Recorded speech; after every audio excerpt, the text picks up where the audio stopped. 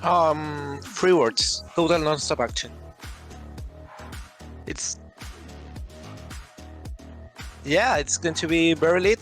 Today we're finally gonna see like the feud between Kelly Torres and Hailey be resolved. That's going to be our main event for today. Uh, and we're gonna have a plethora of other very hype matches, such as Looney versus Ishihara, and obviously the Campeonato Antu defense. So yeah, today we're gonna have some great action and a lot of fun gimmicks that I think the people at home will really enjoy.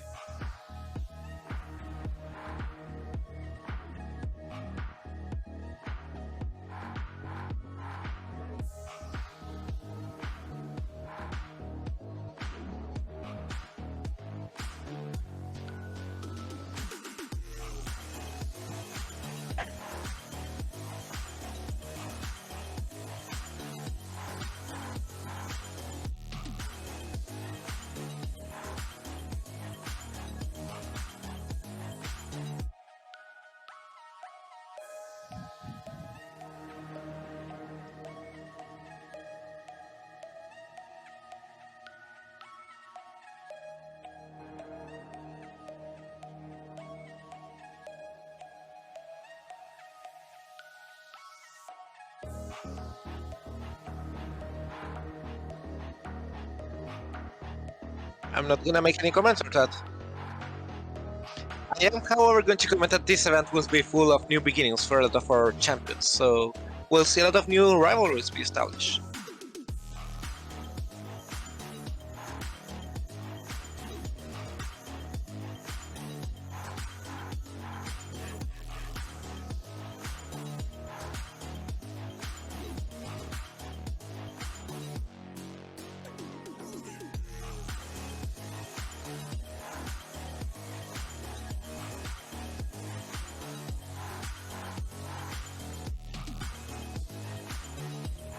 Yeah, of course, Poker of Pain. That was a very like closed feud in which Poker of Pain was expected to be the favorites, but Corazones de Lucha managed the upset, and that has propelled them forwards to face Hiroshima Hotis for the titles as the main contenders.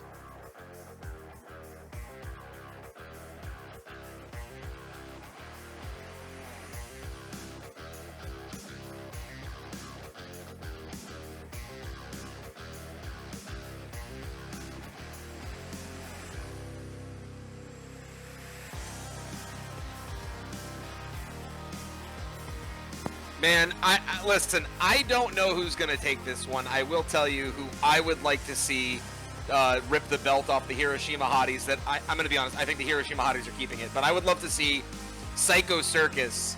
All right, take it. Just because the clown duo, I feel like you can have a lot of fun with that one.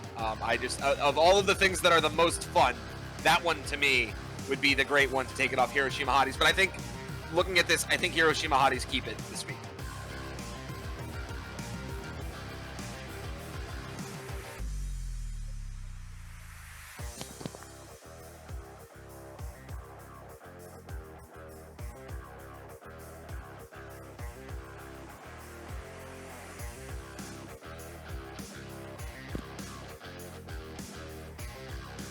Corazones de Lucha.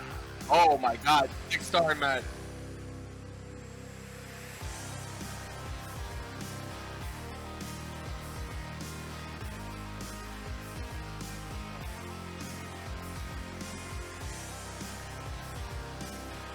Yeah, I do. This is like my lowest score of today.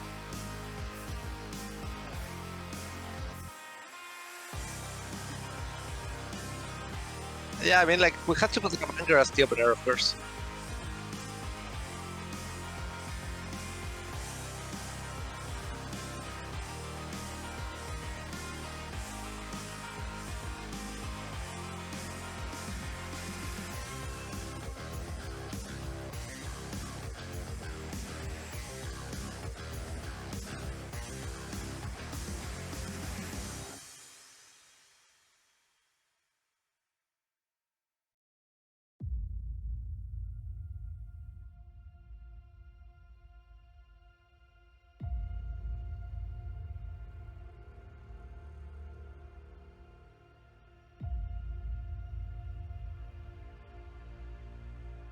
I mean, obviously, a lot of prestige and honor. We have a lot of like feuds and rivalries that have been latent during these last 3 months. They're finally going to risk them all in this basically uh, elimination match, if I remember correctly. But still, sell match, so no one can run away from this one, and we have a lot of people that want the other guy to not run away. Cameron Johnson versus Ed Thompson, of course, with a huge rivalry. Tyflo versus Nightmare Blue, and Matthew No versus Gambler, who had been taking a break from beating each other up, but decided this was the time to come back. We're maybe even see some rivalries and alliances start to form up between these guys.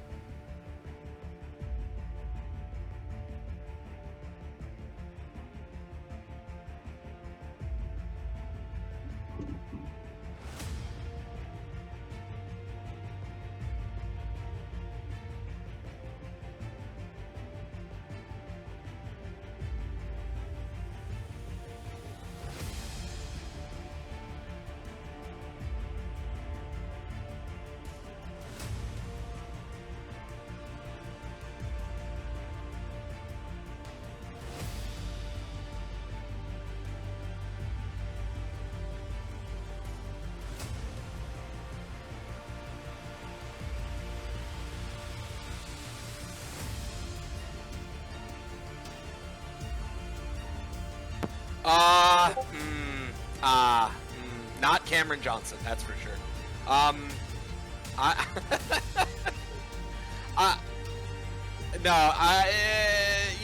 I feel like he can take the L here. So I would say I think there's a lot of upside for Ed Thompson.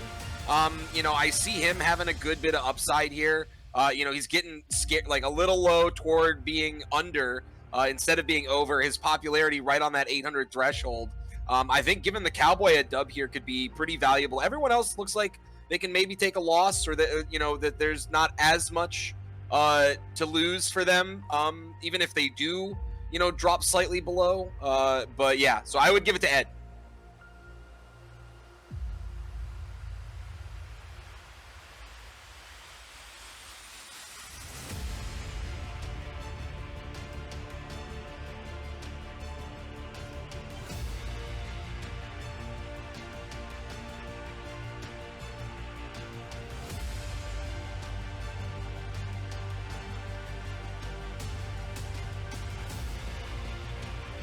Yeah, against it all, Cameron Okay. Johnson's going to take a huge W.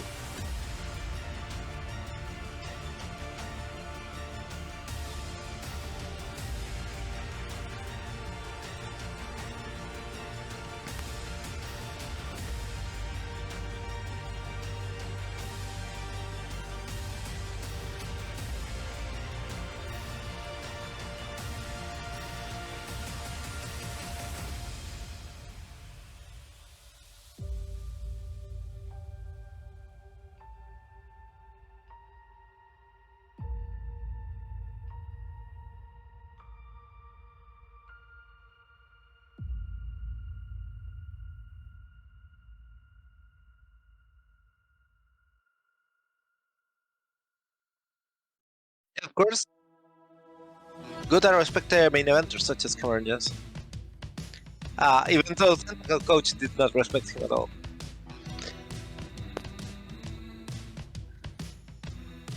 No,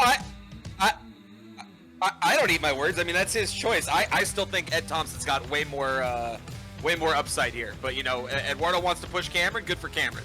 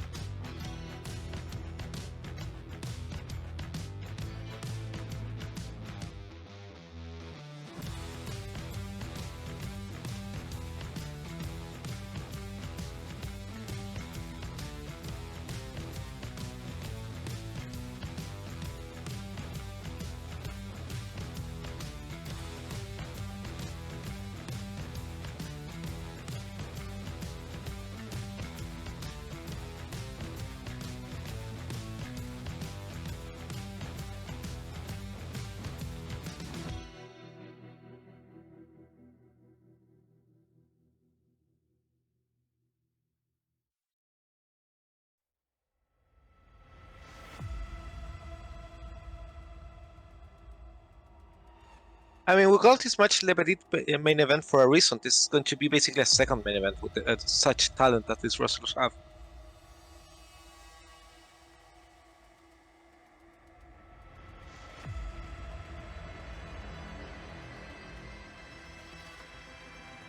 Yeah, I mean, I think Layla maintains here. I'm always rooting for Layla, so I think Layla holds it.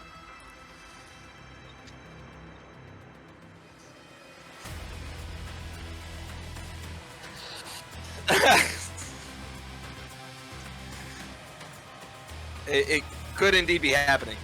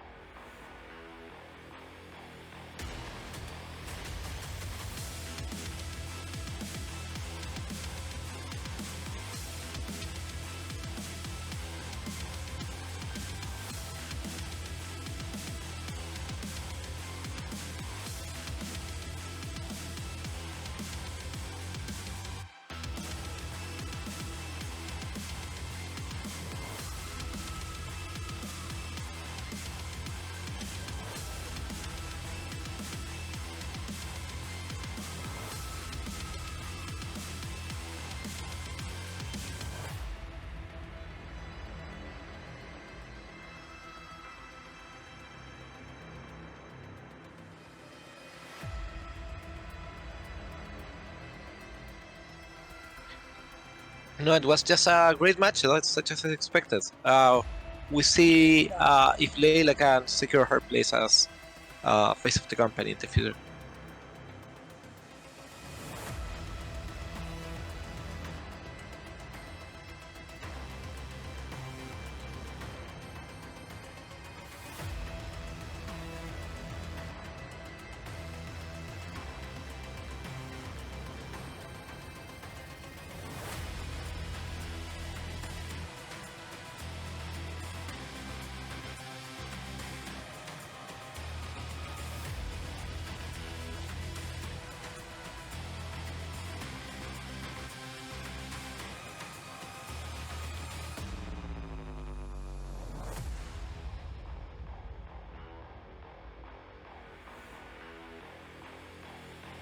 I mean, the thing that people at home may not be familiar with is that no one has won a battle royale from the number 2 slot. So we'll see if Kenji Ryota can break that curse and become the winner of tonight.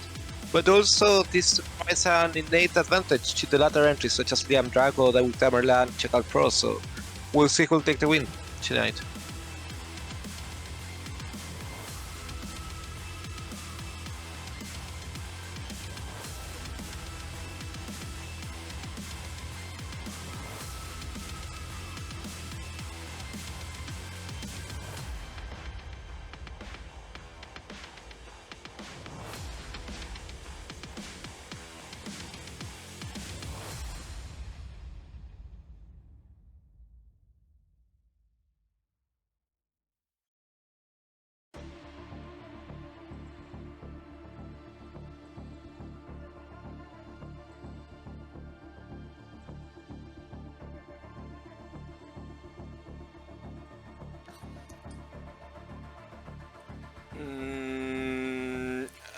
I don't know. I mean, like with this, I don't have a high odd of guessing who is going to take it.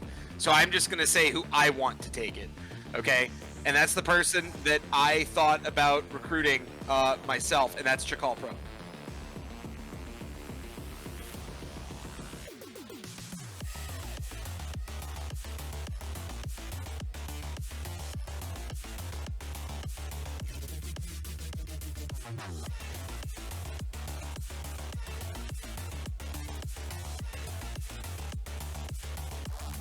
Wait, really? Yeah, we're in the same mindset. First, So funny. Oh.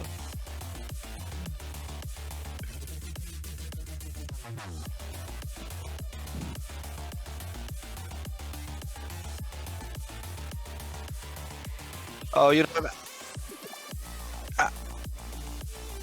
Well, what do you mean under 5-star? Check out Pro, you're never winning a fight Well, again. My promotion.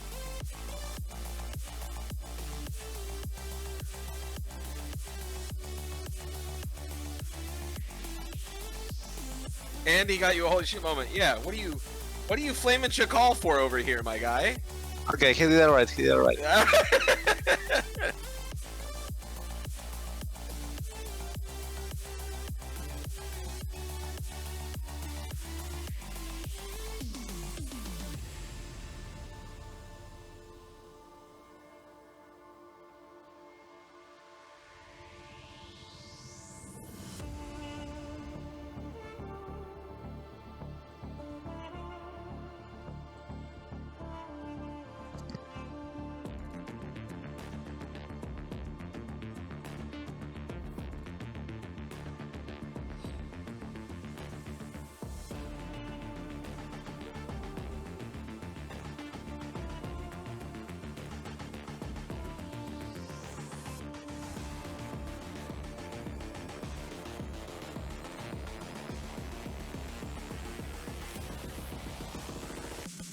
I mean, Supernova has been like a rising star in my promotion for a while, and he eventually decided he could do some friends, to help him propose him to the very top.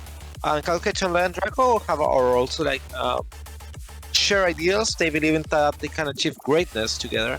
Unfortunately, Vince Bailey does not believe in greatness together, so.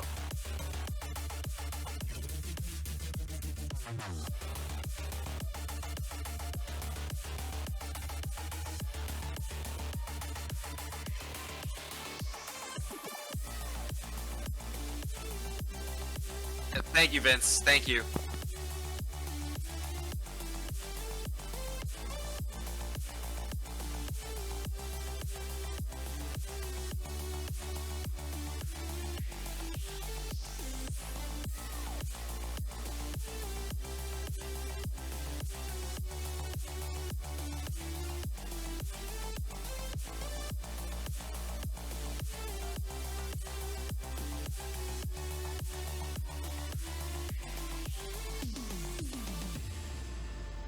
This one is for all the marbles. Not only the winner gets the championship, but also the loser joins the faction of the winner.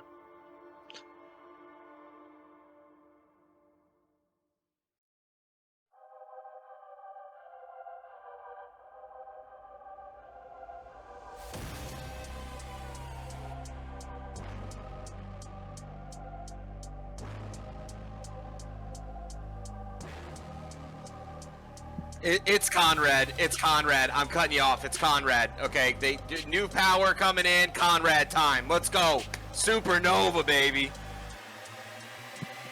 I get down. Yes, it is Supernova time, baby.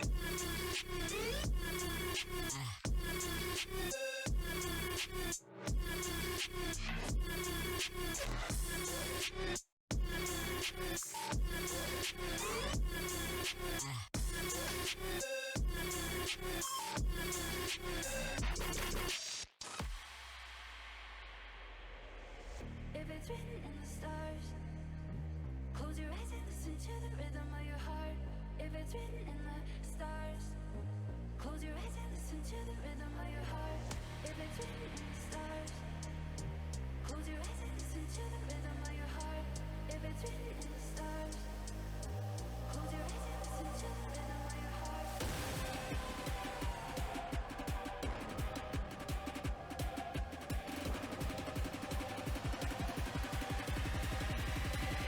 I get down.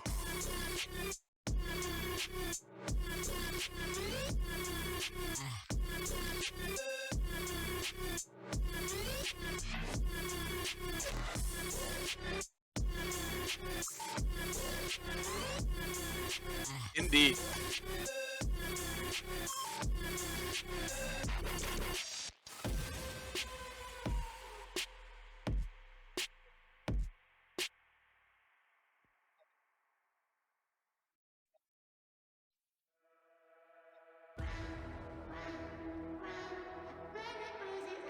I mean, I think people are more than familiar enough with the talented wrestlers that are here. Violeta, former champion, Sugi Akiyama, the rising star, Juno Rucho, Pinkaro, who've been feuding together for great success for over the last month at least. So, yeah, this is going to be one to watch.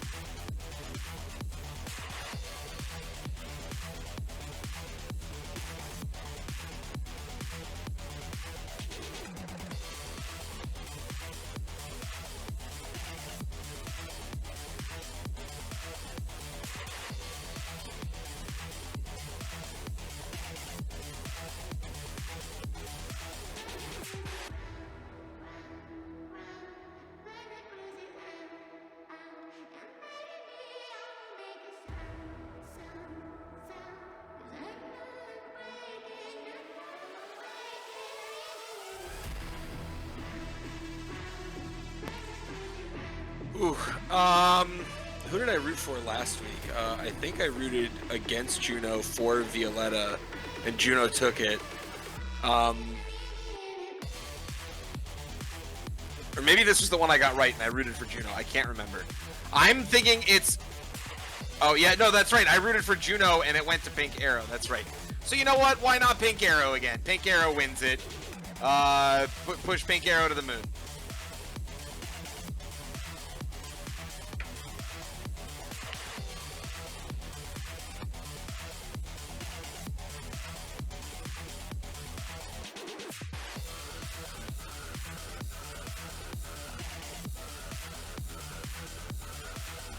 Ah, fair. Right. Eduardo strat. Yeah, doesn't worry about stuff.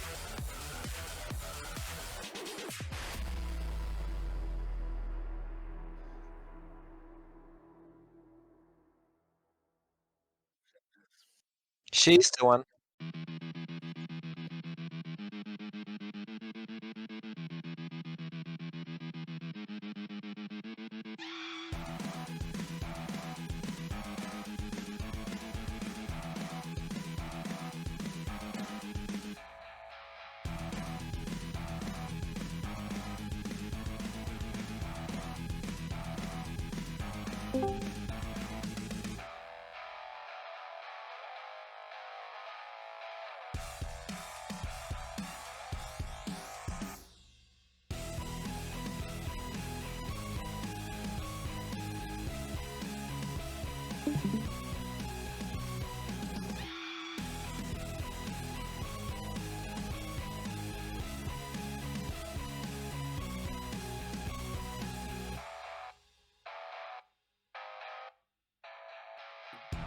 I am here. I am alive.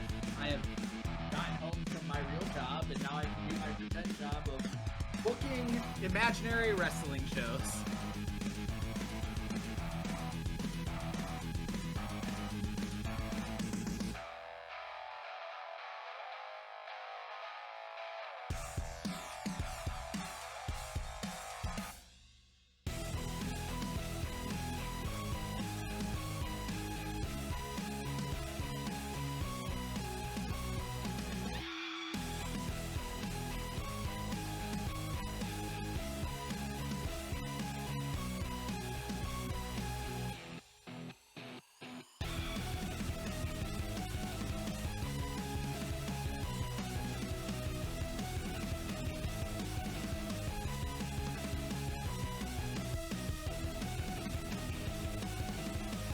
I mean, if people remember correctly, Chichelli just got this title out of his Money in the Bank. So he's gonna look at his first official defense versus the strong fighters that are Kyle Cage, Isamu Masucci, Jordan Amir, of course. So yeah, anyone can take it, especially Masucci, who's very hungry for a win after losing his feud. But yeah, we're gonna see like anyone can take it here.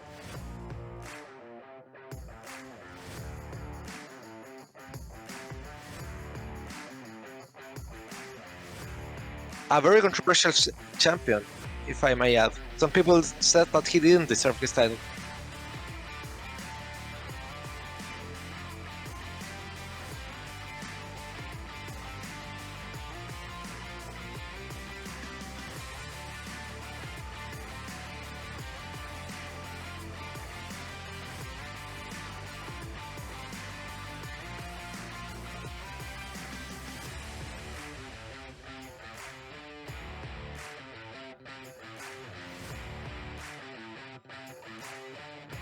Well, you know, Cichelli just won the belt, so it does make a lot of sense that you would keep it on him.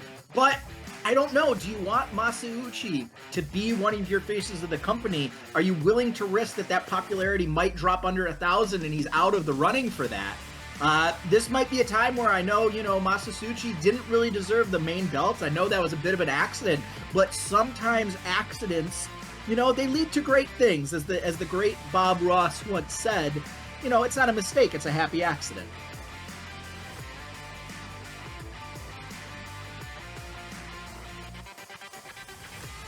No, I'm sticking with Adriano Cichelli to keep it. I like Adriano. I like You know, I like what he's got to offer, and I see Isamu, I see Jordan, you know, I see Kyle a little bit less so, but I think you keep it on Adriano for now.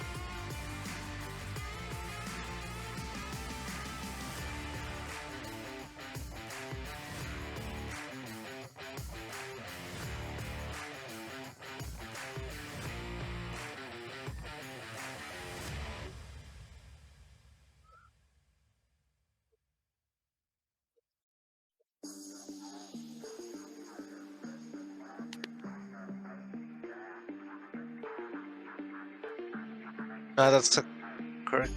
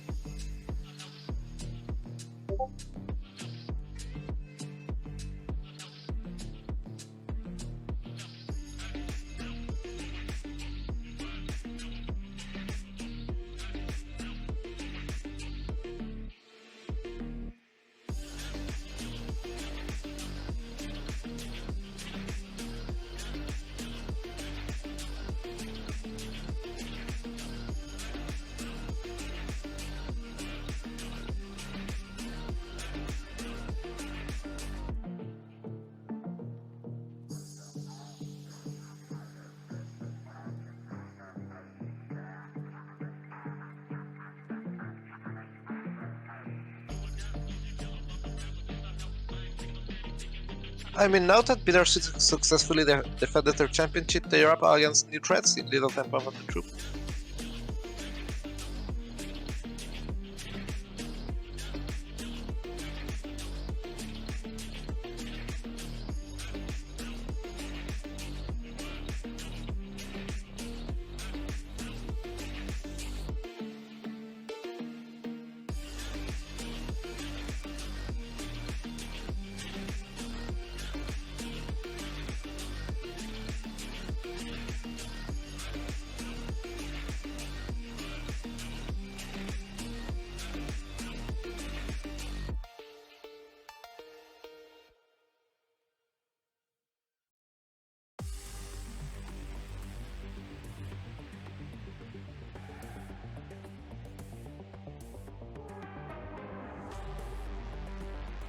You know, I think here you keep it on Bittersweet, you keep it on the champions. Cage matches are always, you know, always great to really show off what people can do, but are also great to allow people to kind of sneak away with a win and, you know, not damage the other participants. You can always keep it, you know, keep a feud going, keep a reign going by just having them get out of the cage.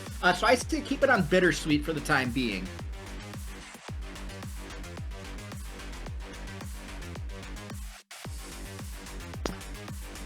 I think it stays on Bittersweet also. I think you keep it on them for a little bit longer and keep building the hype. And then eventually you have Lethal Tempo rip it off them, you know, in some kind of epic fashion. But I think right now the value is to keep it on Bittersweet, keep that tag experience going up, and run it that way.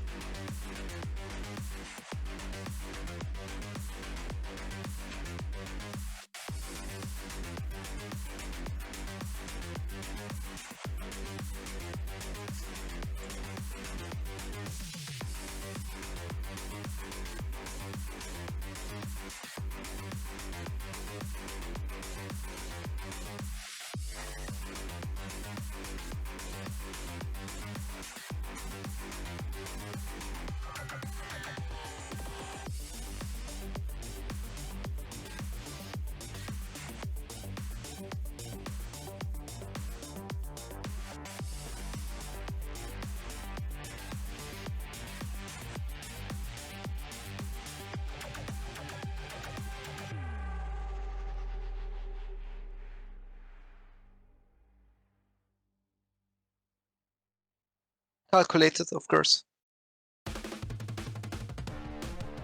Unfortunately, I'm bad at it. Unfortunately, I'm bad at that.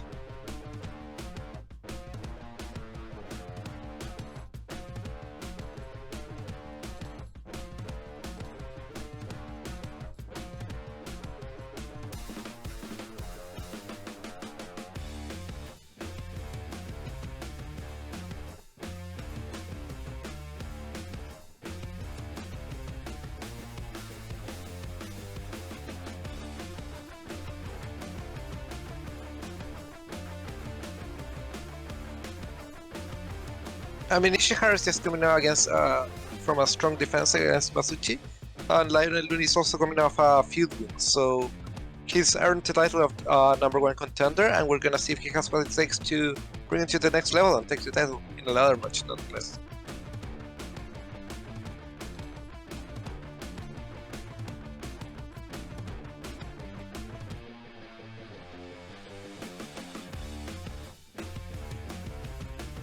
I think Shichiro has to keep it right now, just because Shichiro's gotten 2 wins with this belt. The most notable one was recent, and Lionel is like 200 popularity. I know he's the #1 contender. I know he's making a good case for himself. I still think he needs a little bit more good time. And in true Eduardo fashion, I think you give it to the winner here and just hope it all works out for Lionel. And I think that that's actually the move. I would like to see Shichiro keep it.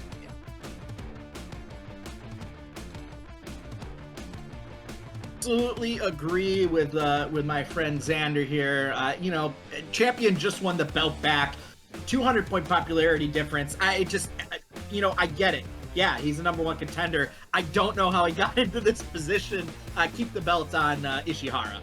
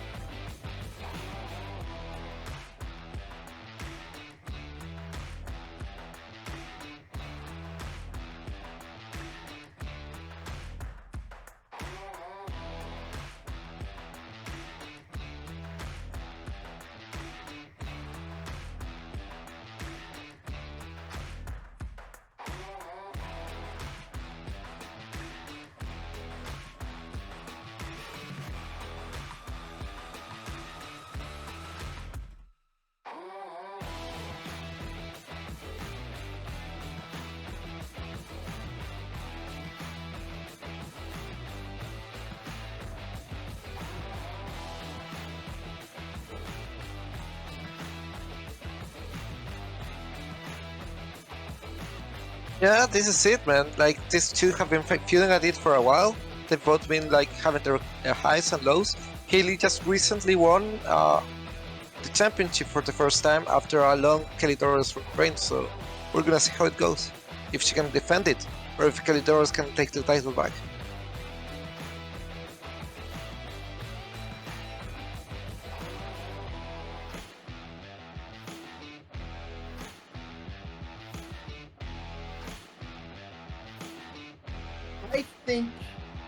I think you keep it on Kelly Torres. I think you keep it on her. Hayley is a little bit closer to being a face of the company in terms of popularity, but I think with a really, really good ladder match, you can get both women closer and closer to that 1,000 mark. And, you know, you want to give your faces, you know, not super long reigns, but pretty reasonable reigns, because when a heel wins, it's about who's the next baby face that's ready to challenge, to beat, you know, to go against the odds and to climb the metaphorical ladder in this instance to get to that belt. So let the baby face hold on to the belt for a little bit longer. I'm sorry. Alien.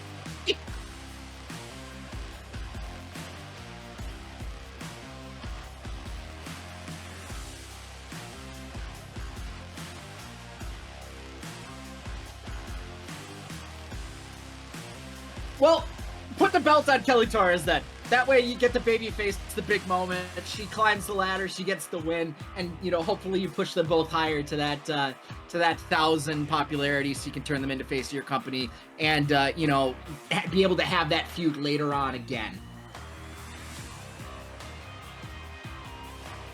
No, I think you keep it on the heel for now. She just got it, so yeah.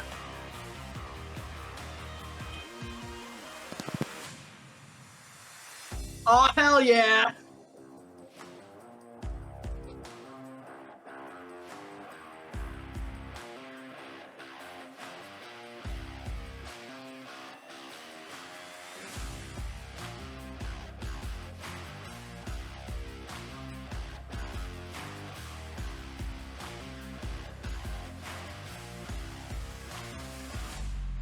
Yeah, it is Kelly Torres, the Tower Man. Yay!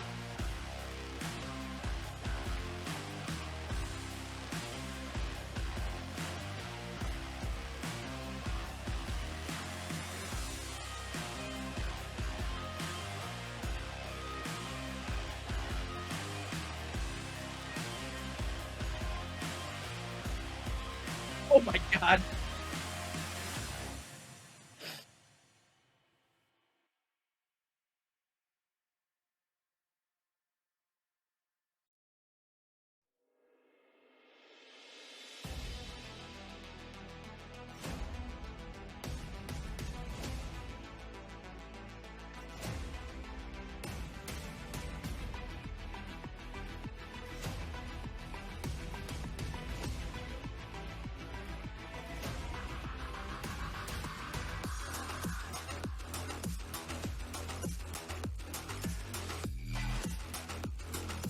Yeah, she's gonna take the advantage of this situation.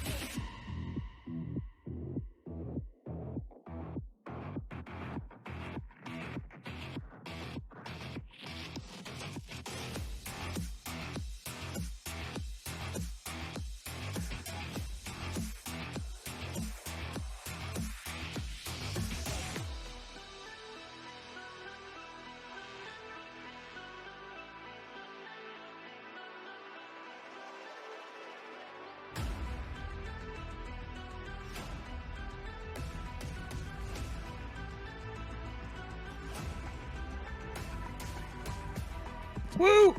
Good job, Eduardo. Gonna be hard to beat. It's a lot of holy shit moments too. I thought it was going to be just a bit higher with thought it was going to be like a higher on a quarter.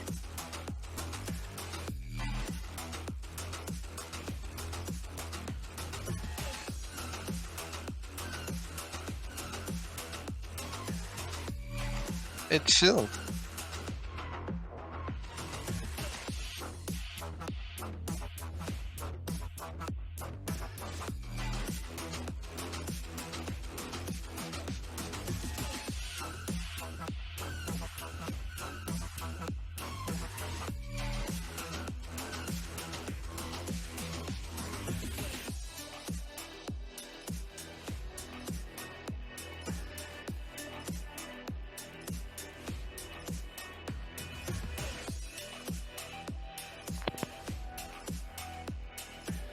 No, just want to thank everyone that's supporting the Campeonato de Lucha Sur, and of course, there's going to be a lot more to see with that Kelly Torres versus Elisa Rose feud right now.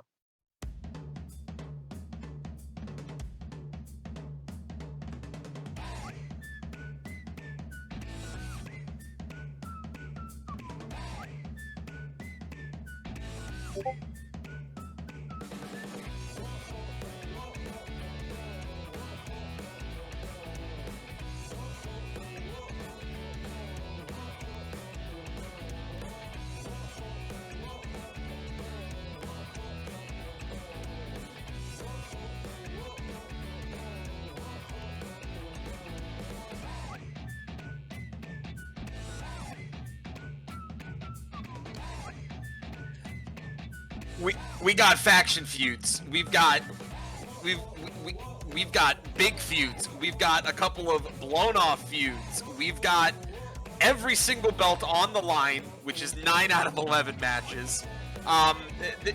This card has everything. Okay, it's really a no holds barred.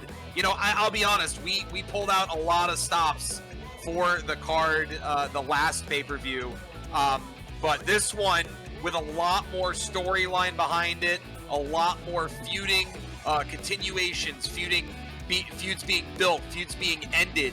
A lot more narrative going on within what's happening. There might be a surprise or two in store for folks, and it's going to be exciting.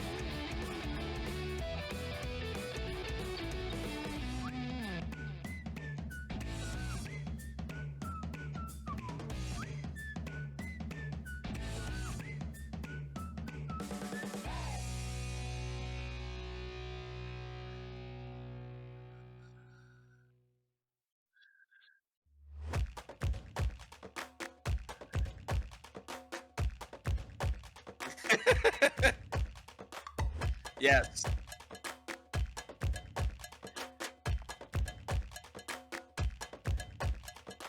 Yeah, listen, these are the lower end of our promotion, but they've been putting in some big work. I mean, you've seen some big matches from these folks the last couple of weeklies. And we wanted to give them an opportunity to be highlighted here.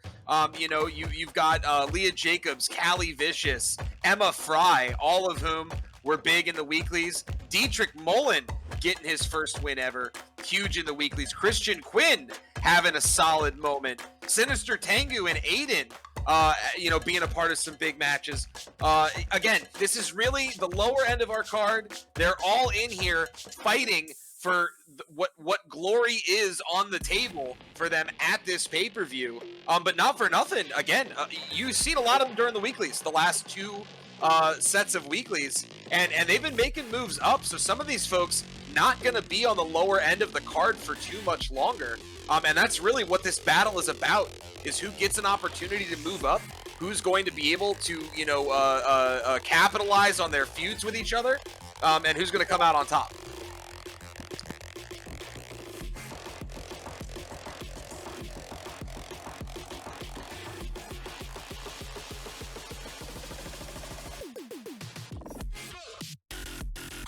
I think so far as you kind of scroll through there, Christian Quinn looked to stand out a little bit. But I gotta say, I really like the name Dietrich Mullen. I don't know why. Now you're scrolling over. I like the name. Really good worker. Could use a little bit more charisma. Super over with the fans. At 36 years old, you don't have a lot more, too many more shots with him. So maybe this is an instance where you give one of the older heads a win, push them up the card a little bit. They are very close, I believe, to hitting the next threshold, or they're closer than a lot of other people in this match. But I just like the name Dietrich Mullen.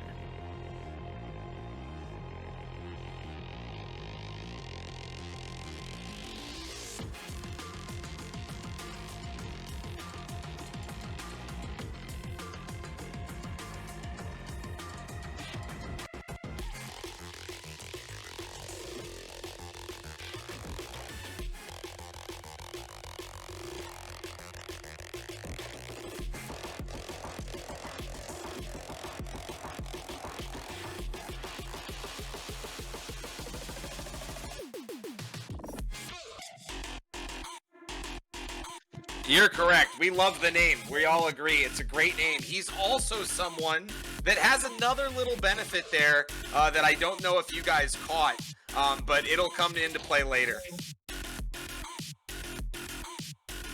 Yep. As of right now,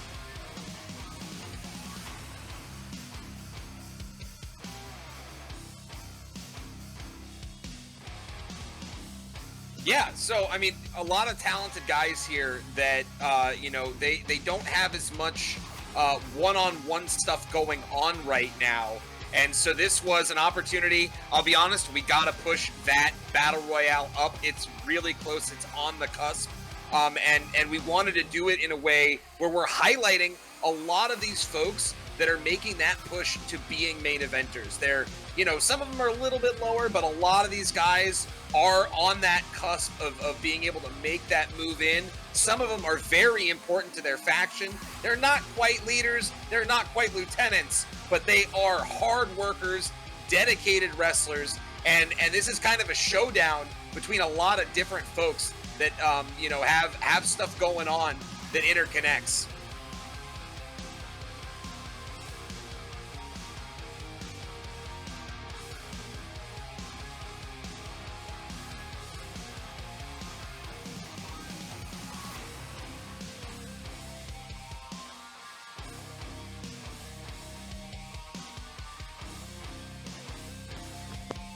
Well, I'd say right off the bat, down there at the bottom, Waja, Saki Slab, Blue Arrow, all very close on getting up into that main eventer threshold. My only issue here with potentially getting Blue Arrow up there, dude's got 41 fatigue, right? He's an injury risk, right? He's got to get some rest here. So maybe Saki Slab, to me, is the one. You can get him up. If you can get him that extra overness too, that'll probably get him to what, a 4-3 at that point, which is pretty solid on a face that you're trying to work up the card. And a battle royale is a great way to help somebody that's got a bunch of losses get a win. It is a very, you know, kind of hectic match, and it's an easy way to go, well, listen, somebody else does all the work, and Saki Slab just has to be one of the final two. So I think looking at it, it's one of those three down there at the bottom: Blue Arrow, Saki Slab, or Waja, and Wajaya. And perhaps you're hoping that you're going to get a bunch of popularity onto, you know, that this is a really, really hot match, and popularity gets onto a bunch of these guys, and you come out of this with, you know, 2, 3, maybe even 4 main eventers.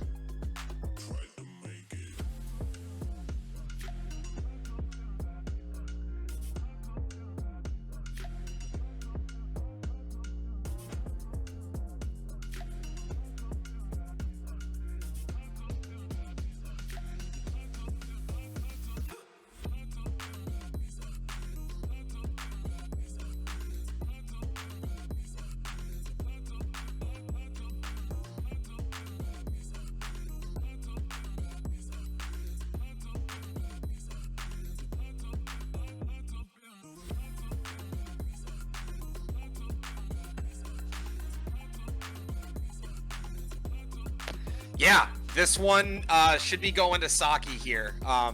Saki is someone that needs a win, hasn't gotten one yet. Very talented guy, working with, you know, some folks, and, you know, maybe has some faction stuff going on here. You know, and there might be some play going in there too. And we accomplished the mission. The battle royale match is leveled up. So Yes, I was literally one experience away, so.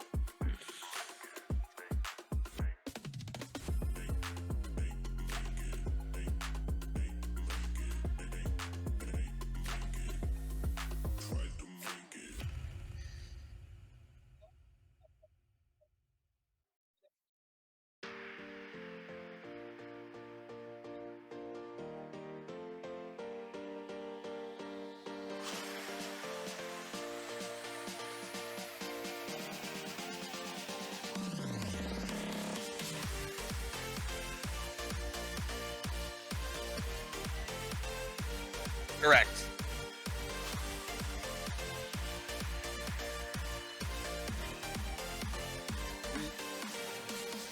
They are the more recent belt holders, actually.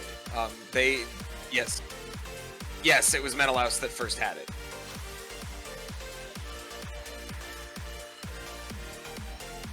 Yeah, so you know our trios, we built this belt out because you know, a lot of other folks had trios, and we liked the idea of threes matches. I will be honest, we didn't use it super effectively initially. You had Chaos Reigns and Menelaus, and that was it. There are a couple little matches here and there. But now with Brigantia rising from the ashes of Band of Brigands, you know, we have kind of a newfound love and expectation moving forward of what this belt is going to hold. And because of that, it's reignited some big feuds and gotten some faction things going on here. You see the rising upstart faction feuds going on because members of Menelaus are part of Zhuge. So you've got Zhuge, you've got Burn It All Down, and you've got Brigantia all represented here. And this has been basically Brigantia's claim to fame. So they want to hold on to this belt at all costs. Meanwhile, Chaos Reigns, you know, you got three super talented wrestlers there that want to rip this belt off and start to burn it all down. And then, of course, the Menelaus, some of the guys that are in Zhuge, you know, Green Arrow, you know, they're looking to make a move here that could potentially elevate them as the newest faction in the promotion.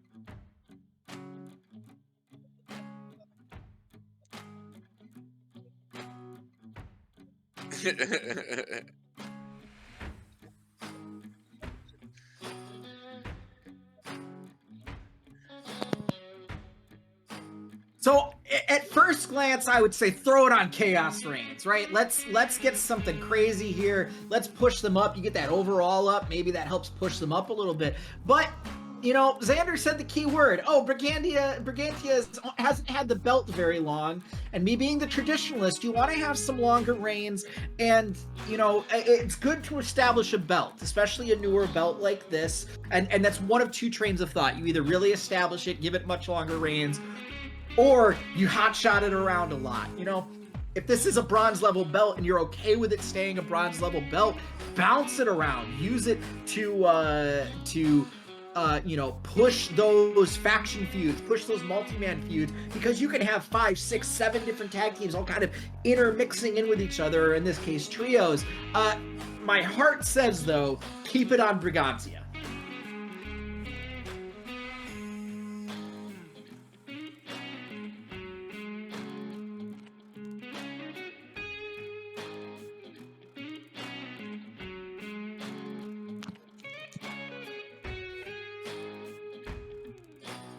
Correct, yes. Brigantia is looking to stand the test of time.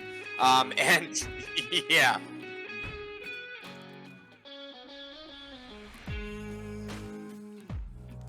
Yeah, listen, that's what we wanted to see. Again, we've got big plans. Brigantia retaining their title, very important to their identity. And, you know, like I said, out of the ashes of Band of Brigands comes something a bit smaller that plans to be around for a lot longer.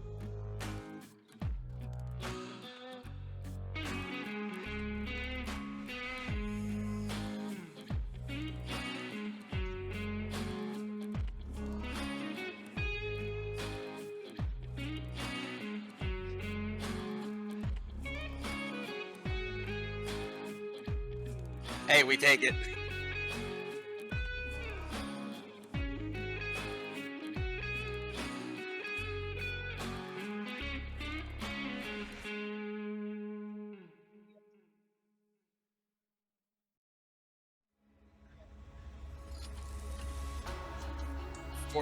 For Skullface, yeah. I mean, that's fantastic.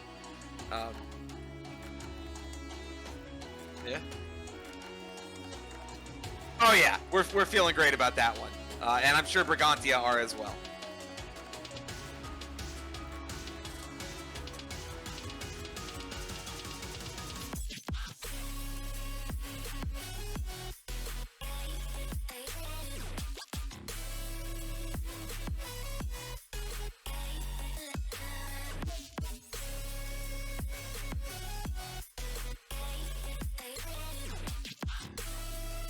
Well, don't forget that Vince Rivera is a member of Burn It All Down and is sponsored here by Krieger, another key member in Burn It All Down. And, you know, it can be said that Johnny Hangtime not super fond of them. They are making a push, you know, to take more away from Conquest or Death. And, you know, so he's here to maybe upset the balance and change some things that could happen. Simultaneously, you've got, again, 3 really talented wrestlers here, that 2 of which have been feuding with Vince for a long time, in Gaijo and Jay. So, you know, or not necessarily a super long time, but this has been the return to glory belt, which, we can be honest, initially started as kind of a gimme belt that has rapidly been rising in acclaim. Vince's run here has been absolutely stellar. And he's been making a real show that this belt is something to pay a lot of attention to, despite often being earlier in the card.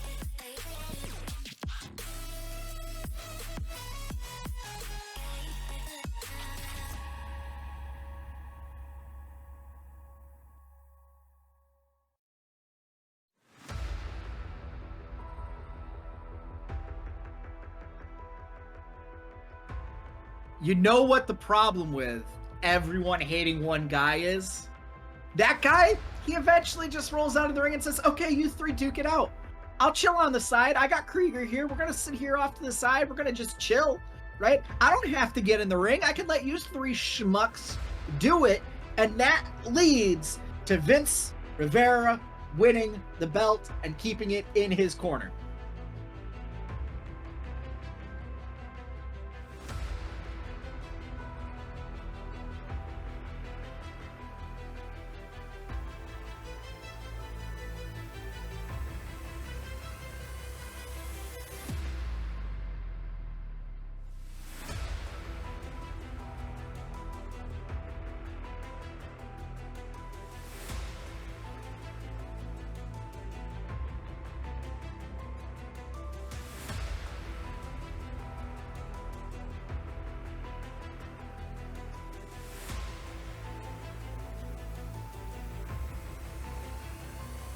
Yeah.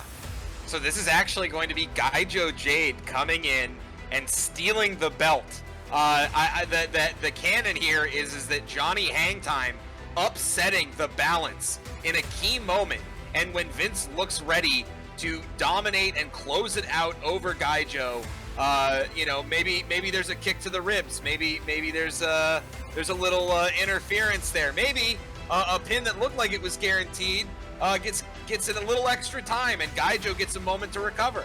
But yeah, so Gaijo is going to end up taking it here, and Johnny Hangtime, as the Emperor, putting his thumb down on the scale, and we are winning a really solid match there.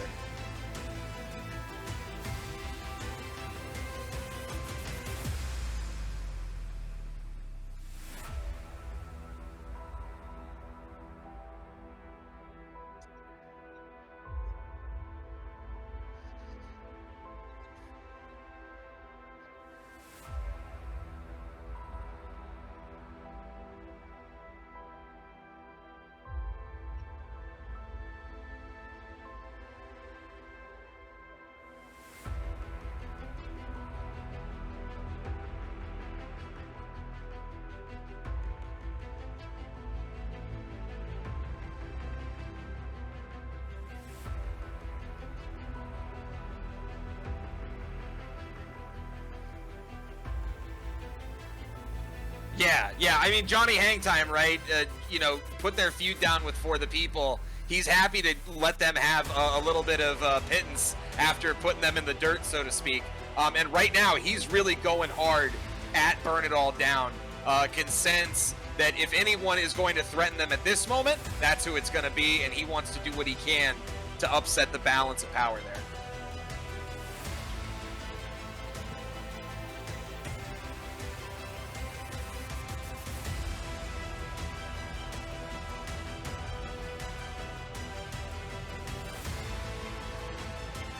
Yeah, I mean, bear in mind, Kotosaru recently got this belt in a huge, surprising victory over Haika, you know, who was looking almost unbeatable there for a little while, and you know, it was a great match, and now it's kind of thrown everything into chaos for this lightweight division for the women, because there's so many talented faces and heels, some of them coming from different factions. And you know, now you've got a lot of people that want this belt. It is, you know, the second best belt that the women can take on their own. Of course, women in this promotion can fight to become emperor.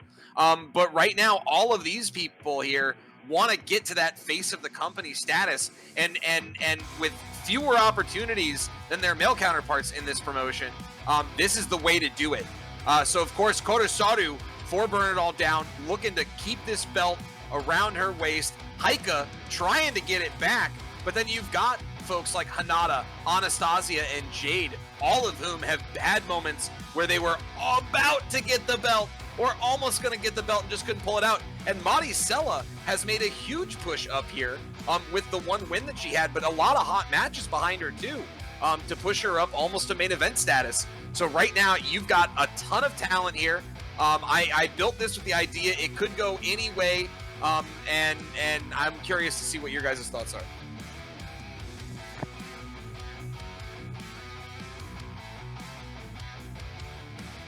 You know, I do see what you're saying. There are multiple places that this belt can go. Right off the bat, Haika Emoto stands out quite a bit to me. You want to make sure you keep her popularity up so she can continue to progress into a face of the company. A face of the company, baby face. For work, for charisma, 100% over, would just be incredible. You also mentioned Maricela Reyes. She is very close to getting, you know, over as well, turning into a 4-3, getting up into that main event popularity level. But I do think you keep it on Kotosaru, you keep it on that colossal monster heel, and you make everybody work just a little bit harder to try and get it off of her. This again is a great place where you can kind of let somebody win without damaging too many other people, and maybe the next pay-per-view or the next gold pay-per-view is where you have Emoto knock down the colossal Kotosaru.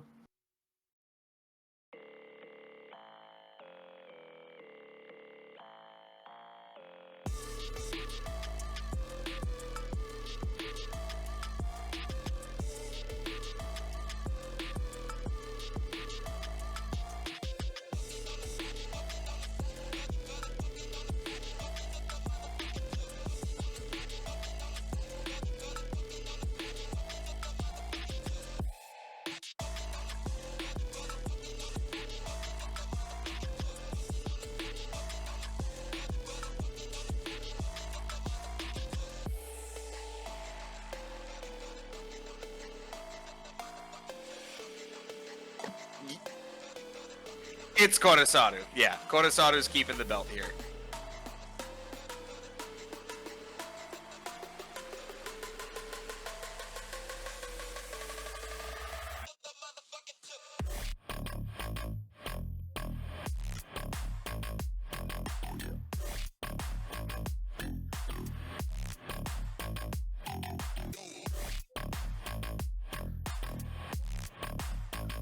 Oh my gosh, she was at 924. That was unexpected. That's 81. 81. Hey, you love to see it. Yeah. And Haika maintains. Yeah. Also, that was a big blow off too, between Deadly Blossom and you'd have to scroll up so I can see it, but it's Deadly Blossom and Crushing Blow. Oh, and wait, did the belt level up? Yes!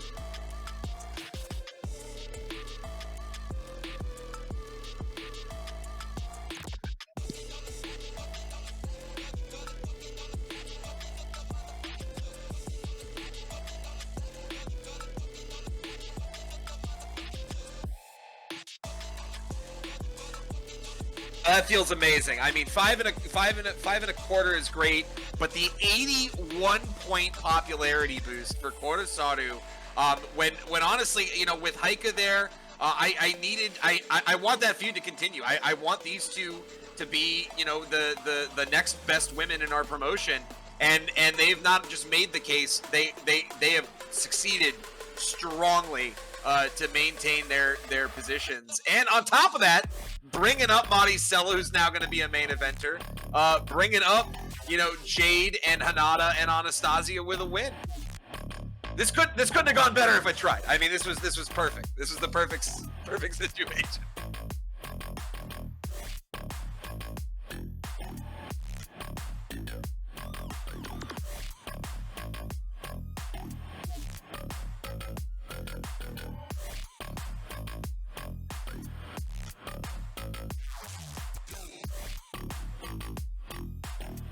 Yeah, so, you know, once again, you've got everyone versus Phil Hang time, okay? You've got Deputy Newland. Their feud has been hot despite a pretty big popularity discrepancy. Deputy Newland knows how to make matches interesting, you know, keeps it funny even, and getting Phil Hang time to have to work around some really goofy stuff that the crowd just loves. Simultaneously, you've got General Hayashima and Sho Fujino, who are essentially lieutenants in Burn It All Down, that have been making huge pushes on their own here, and are looking to threaten Phil Hang time, like we established with the faction stuff that's going on.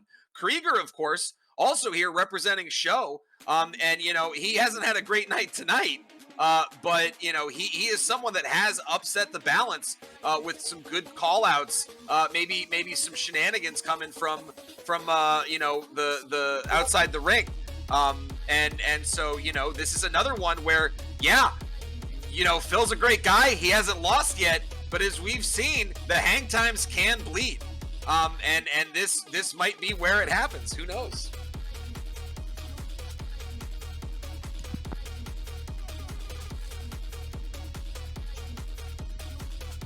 Not a chance. Build that baby. Make him get up into that face of the company status. That way he can fight against his brother, and you could have yourself a little bit of family drama, especially when you got that tag team on the other side that have already been screwed over by the hang time supremacy prior.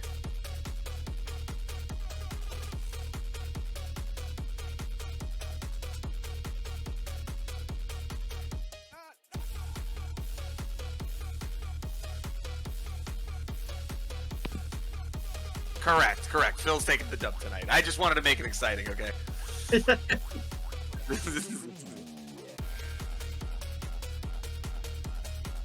That's the first time he's had a morale hit, and I think it's because Deputy Newland has moved far enough down the card now to where he's like, okay, let's close this out. Yeah.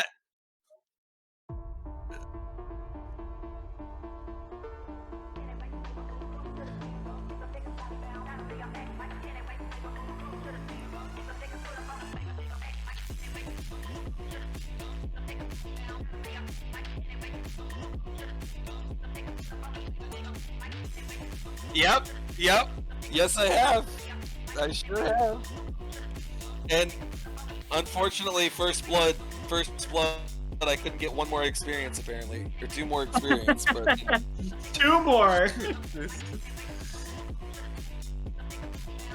I think maybe I'll be able to make it. Yeah, just waste a first blood match on a fucking weekly show. Yeah. God damn it. You gotta do what you gotta do, okay?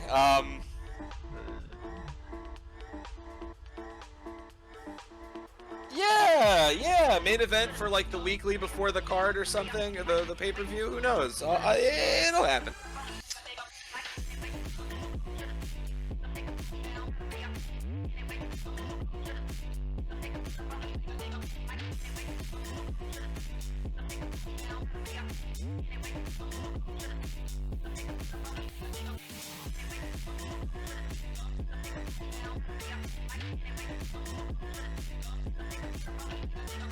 Yeah. So we'll be honest. This is a kind of a blow off that needs to happen between Azaki and Executioner Goro. But realistically, the match here is between Carson and Executioner. Carson's been getting some important wins. Had a loss last week. You know, and he wants to take a run here at Executioner, who has been increasingly more and more dominant in this promotion, has made his way up as a potential face of the company. He is the face of Burn It All Down, but he is a heel amongst heels. You know, where you look at guys, you know, like the Hang Times and everything, they are beloved heels, right? They are heels that everyone enjoys watching. They have their moments where they can be kind. But Executioner Goro is nothing but brutality. He is mean. He does everything he can to get under his opponent's skin. And so this is him looking to put Azaki down one last time, put him in the dirt, and simultaneously put Carson in his place. Someone that has been making positive moves, can contend against him, and retain his identity as the most dominant leader of the most brutal faction.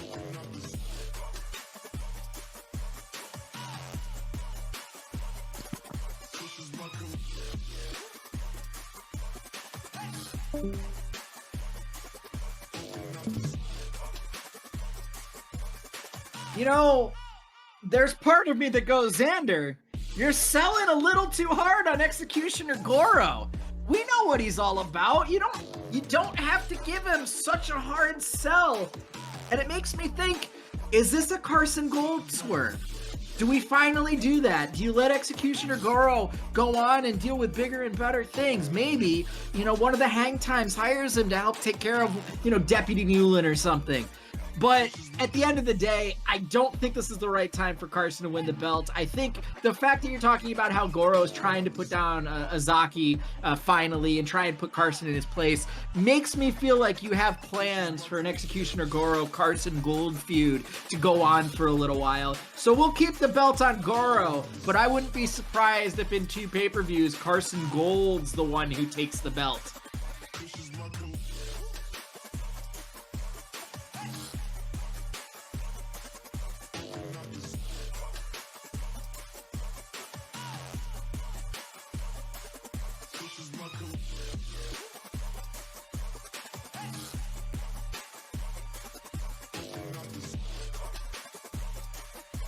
It's not tonight.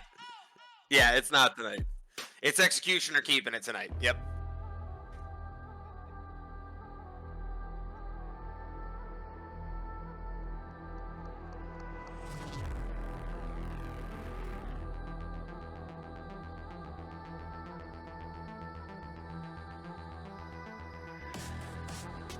Oh, did we maybe not blow that one off? Okay, that's fine.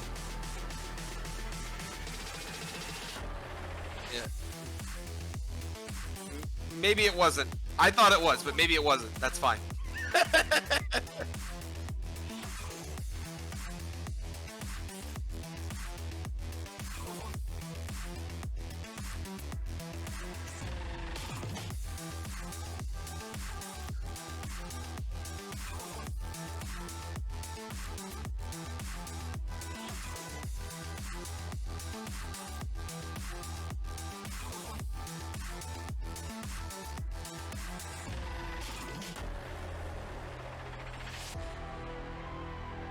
I'm sure hoping so.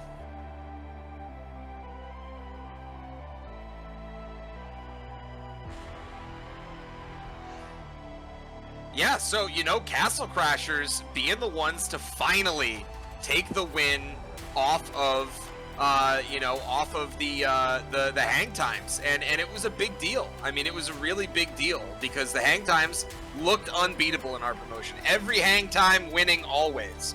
But now you've got a new champion. They're here, they're making a statement, and they're wrestling the other top guys that have been vying for this belt, working so hard, always prepping for the Hang Time, seeing what they can get away with. Simultaneously, you've got Vinland Saga finally coming off a massive win in the weekly.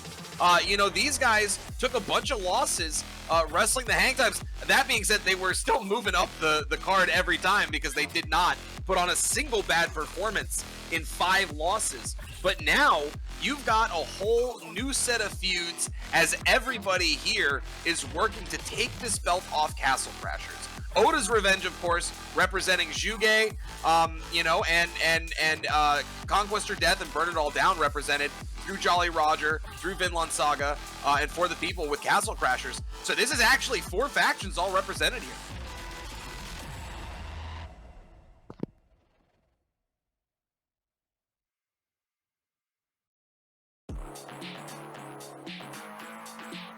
You know, I think at this point, like you said, Castle Crashers just took the belts. They've been holding on to them for a little bit of time. You want to keep those reigns nice and long. I say keep it on Castle Crashers.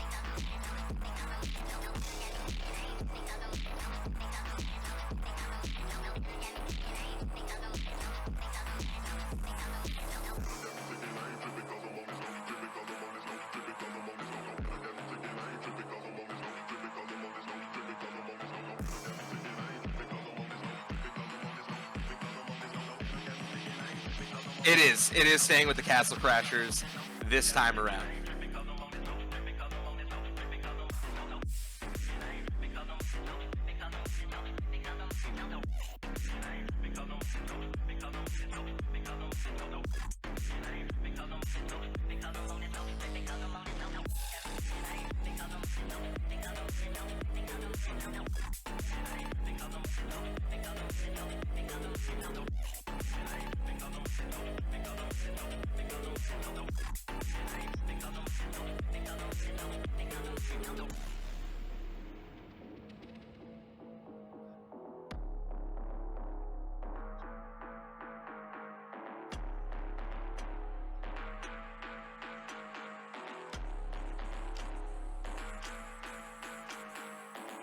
Yeah, no, the performance tonight, the only thing that has been lacking tonight is the holy shit moments, unfortunately. That is the only thing that's been missing, but all of the feuds are popping off the way we wanted. All of the wrestlers are getting the bonuses we needed. The actual match performances are top-notch. So all in all, I'm not complaining. It's looking real good. You know what's missing, Xander? Production segments. Where is your producer? What are they doing? Did you forget to get them out of the dumpster? Listen, you and I know that me and my producer have not seen eye to eye on a lot of things. We definitely don't see eye to eye when it comes to pay-per-views, which is why we got him a special dumpster. And it's outside, it's a little bit nicer, he's a little bit more comfortable, because he did put in some good work during the weeklies, but he cannot be trusted anywhere near this card, okay? So tonight, it is matches, matches, matches.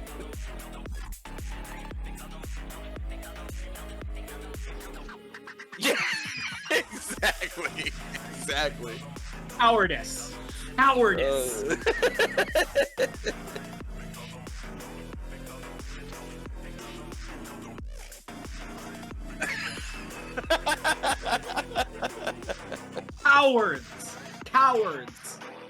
Remember I said this when I lose to all 3 of you, like, you're fucking cowards.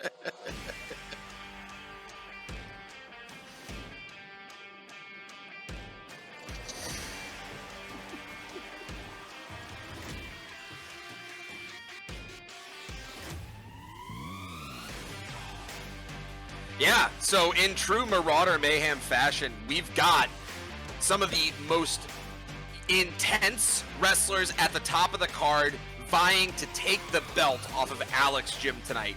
You've got Eric Hangtime, who is fuming after losing his tag team belt. You've got Alexandre Kennedy, a guy who has been, you know, taking a lot of losses, but in some massive matches, you know, always having solid performances. And then, of course, you've got Kai Galvana, a dude who has been going back and forth recently, maintaining his face of the company status. And, you know, when he loses, it's to a Johnny Hangtime. It's to an Emily Everett. And when he's winning, he is putting the beat down on guys very similar to Alex, Jim, and some other top performers. So Kai being a core heel here that has also been putting in some huge work. But then, of course, you've got the superstar we all need. It's Alex Jim.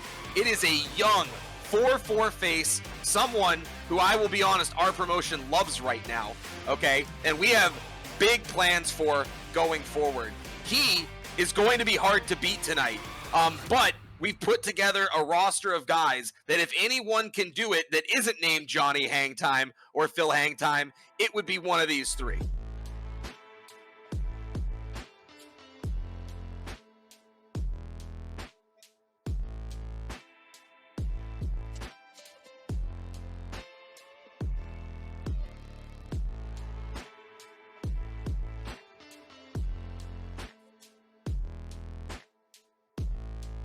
Kai Galvana, and here's why. It has nothing to do with Kai Galvana. I think he's a great wrestler. It would do good to, give the men's heavyweight championship a nice, long, heavy reign on this monster of a man, allow you to build up a good baby face, maybe like an Alexandre Kennedy to eventually knock him off. But the reason you do this, get the loss on Alex Jim now and build him to beat Phil or Johnny Hangtime. This seems to be the babyface of the company, the one that is pushing himself into the upper echelon, and he seems like the most likely candidate to finally end the stranglehold of the Hangtime dynasty. Put it on Kai Galvana just to get the loss for Alex Jim out of the way, and then strap a rocket to Alex Jim's ass and have him take on the Hangtimes.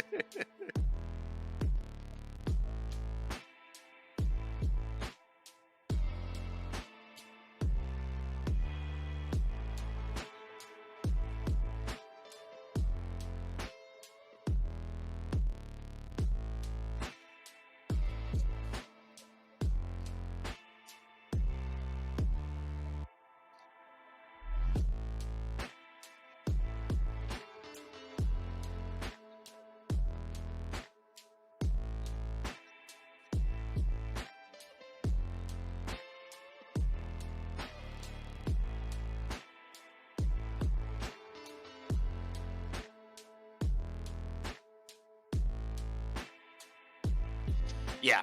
So I will tell you that you're not far off, Walter. You're really not.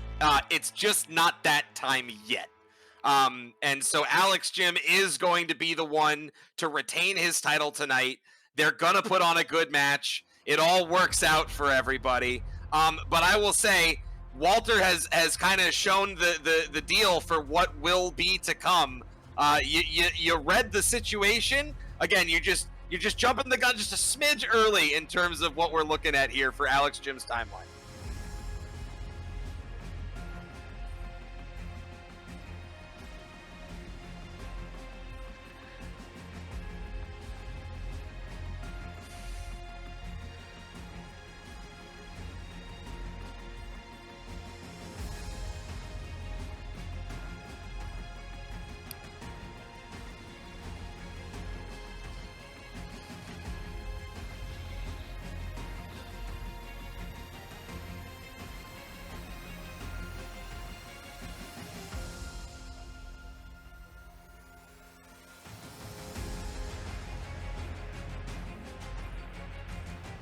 Yeah, I mean, this listen, every rivalry Emily Everett has had has been one-sided. It hasn't been close.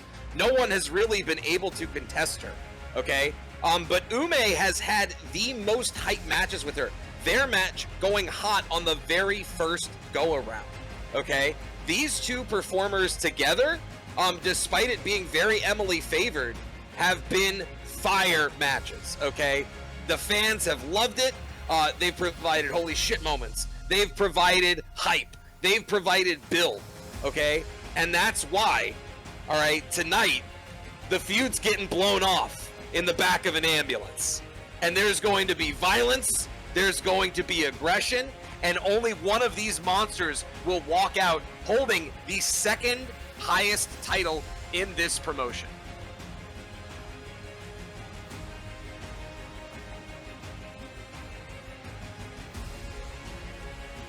This is Ume's time to finally shine, because I think he gave away the hint. Maybe Emily Everett is the one to go up the card and to challenge the hang times. But I do think it might be time to put the belt on Ume, let Emily Everett move on to bigger and better things.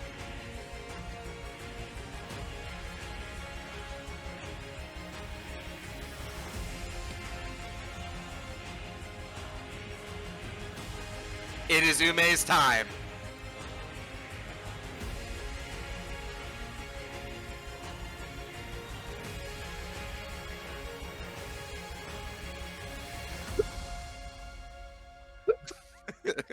That is wild. I'm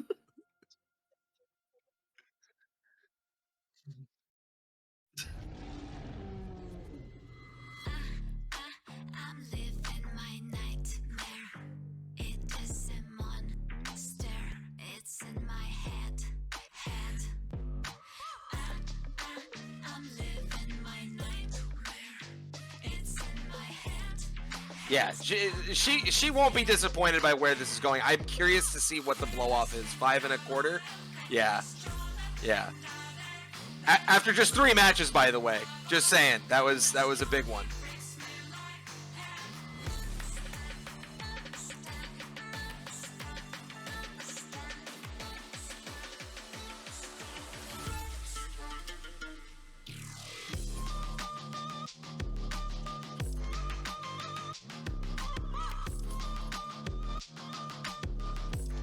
Well, that's both. I actually believe both of them are in Conquest or Death. So, yeah. Yes.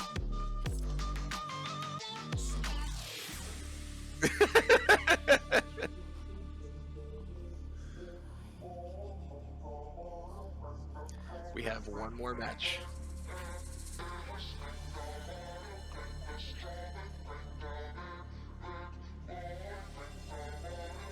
You've got a steel cell match. We've seen Johnny tonight.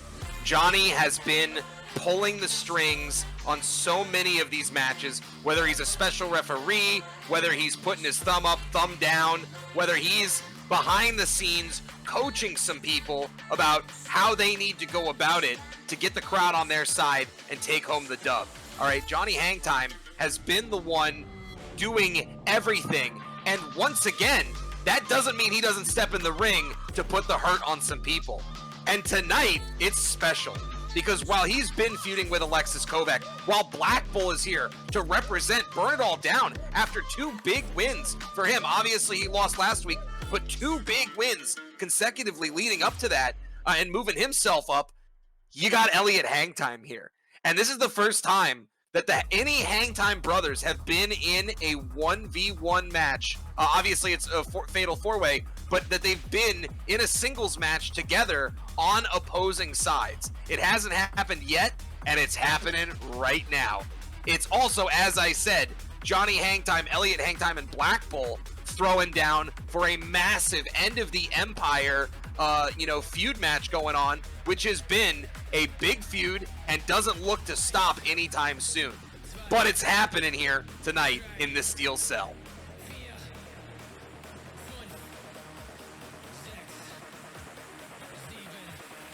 Nah, it ain't fucking time, baby. It's Johnny Hang time. He is gonna stay the champion because, to be the man, you gotta beat the man. And nobody is beating Johnny Hang time.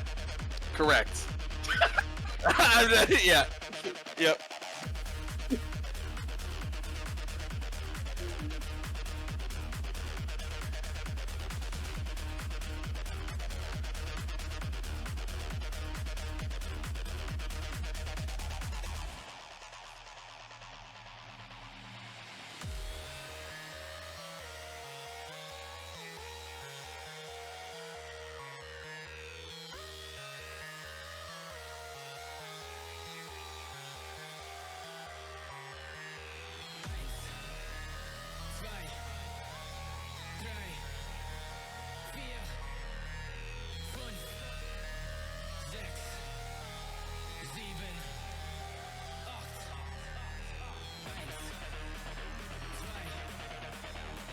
Let's go. Let's go. Yeah. Listen, we built a lot for this. This was throwing away an entire one of our 3 weeklies to make this happen, and especially knowing that I missed out by 0.25, it had an impact. I mean, we lost the weekly to come out and be able to put all of these things together. Okay, so I'm hoping that this 5.5 star is enough to carry the night. A lot of hype, a lot of narrative pushed, a lot of crazy stuff, and I hope you guys can see that there is even more insanity to come in the next few months and next 2 pay-per-views, 3 pay-per-views.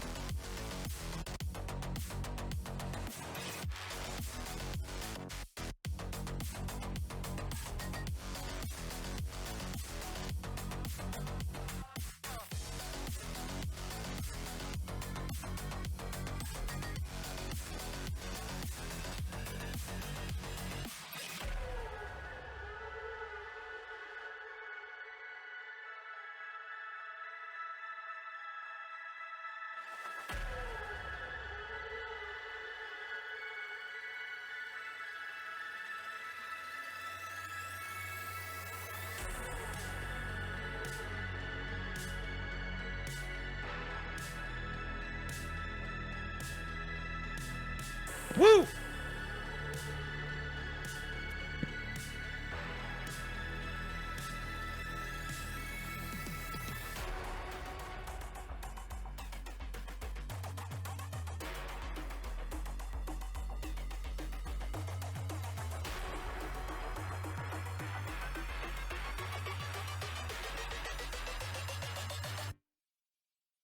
Atomic.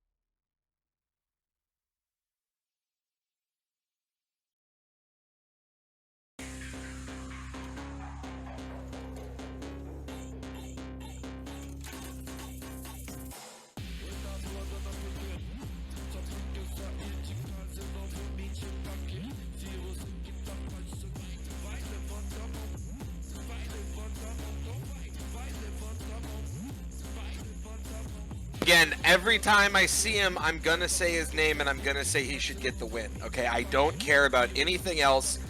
Lucas Meltzer. It should go to Lucas Meltzer. All right. I like I said, I understand you've got narrative you're pushing. I understand some folks have some better over to Matthew Donovan, 71%. You know, Ezekiel Cross, 76. But give it to Lucas Meltzer. Why is he not higher up yet? What are you doing here? All right. 0-4 for my boy Lucas? You're killing me. I'm dying watching him down here. Well, listen, it's because you gotta start as a zero to do the zero to hero thing, and I don't know if he's there yet. I don't know if he's quite hit rock bottom and is ready to take his way to the top. AI Hakai is actually the one that sticks out to me. I think I remember that, that's someone you've had your eye on. That's somebody I had my eye on when we were looking at potential recruits. I was like, hey, what's the chance that this person's available? And Chase is like, nah, I already have them. So I want to see AI Hakai, take their place up in the, upper mid card and actually have some sort of, belt match here in the next, coming weeks.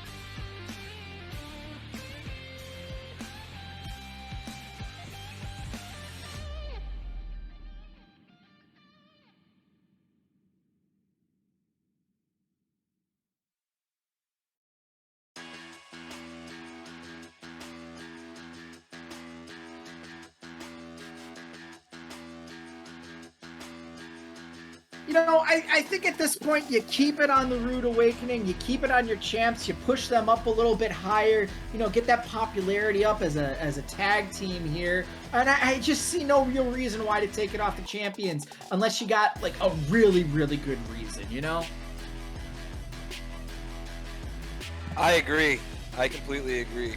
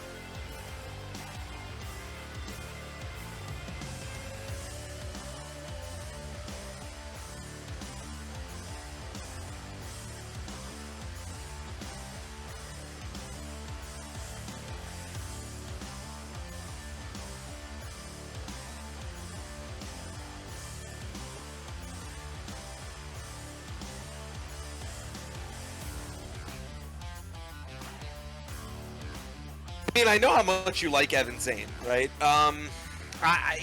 Man, there's a lot of good talent on this match.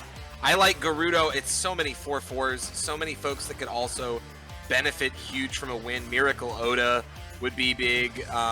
You know, that being said, of course, you know, maybe Victor Magnus or Jackson Hall, if you want to push one of them up even higher.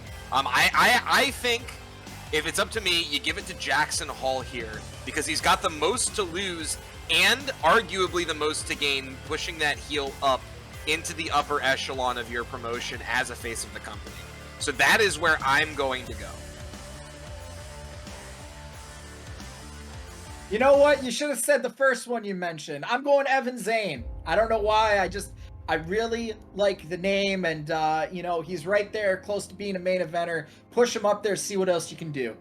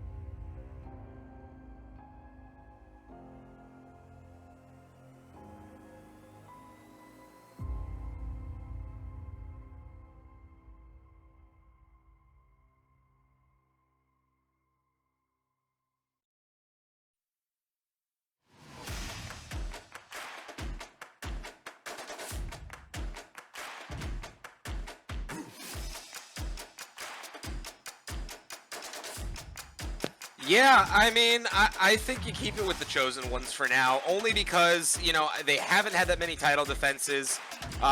You know, you just want to keep the consistency for right now. I do think that maybe you have some other options you can push. I'm not familiar with these specific feuds that the Chosen Ones are in, how long they've been going, but I think that it's pretty new. So again, I think you keep it on Chosen Ones here. Yep, keep it on the Chosen Ones, keep it on the champions as it is. And you know, it's always good. Multi-team matches are great ways to expand on feuds, have a couple of new tag teams or trios kind of debut themselves to the crowd or show off, and maybe the crowd will tell you who they want. Maybe the next time you do this, you'll just flip the coin and see what the game tells you.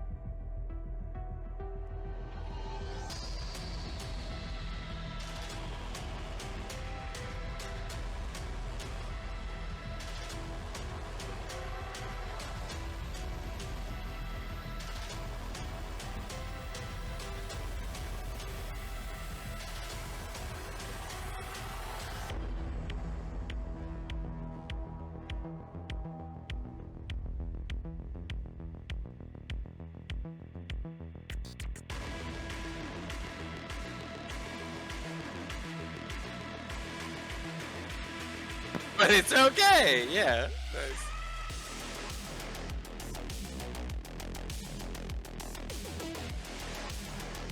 Excellent.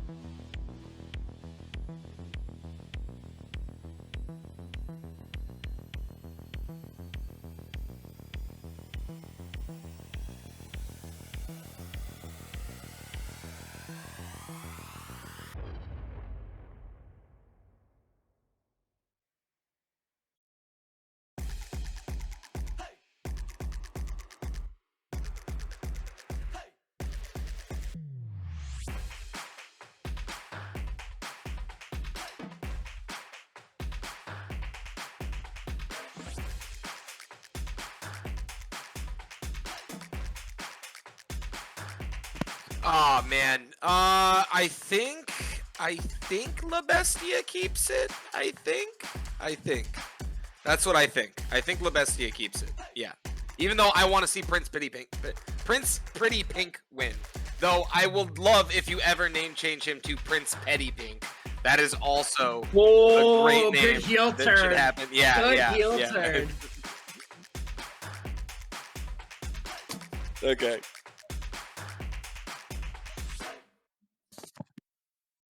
Yeah, put it on Prince Pretty Pink, please. Please do that. Actually do it. Right now. Click. Yep, just click on it right now. Yep, go ahead. Do it. I know you want to. I know you want to.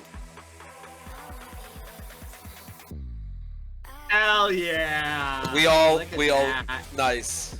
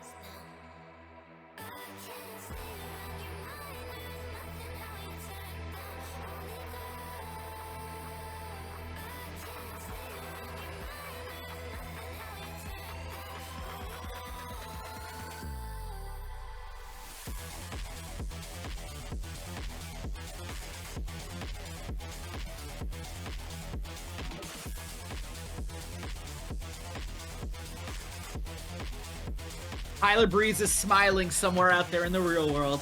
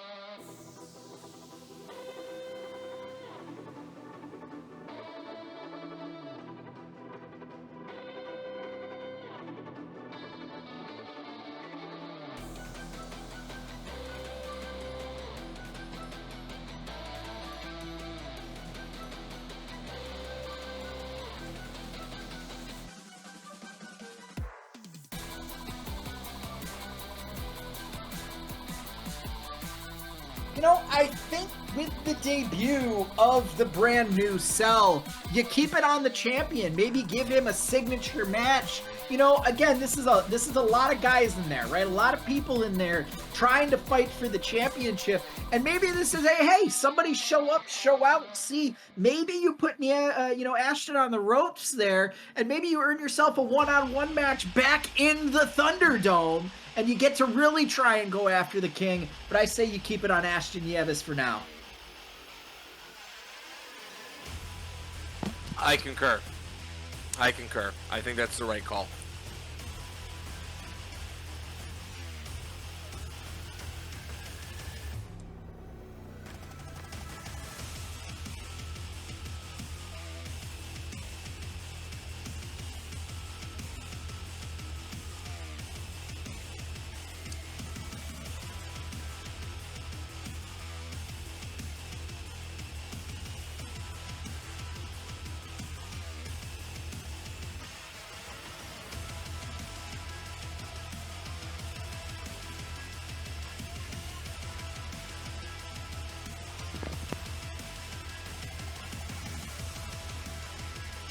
Not a single one yet for you, gamer.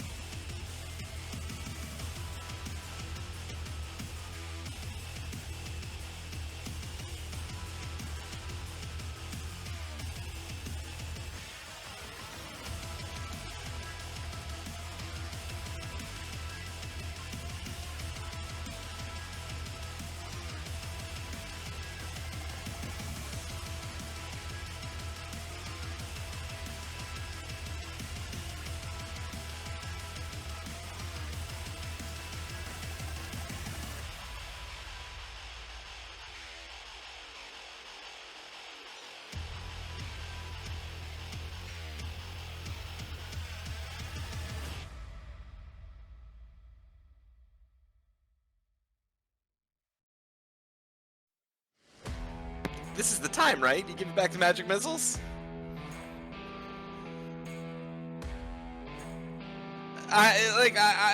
You gotta, right? It goes to them, surely, right?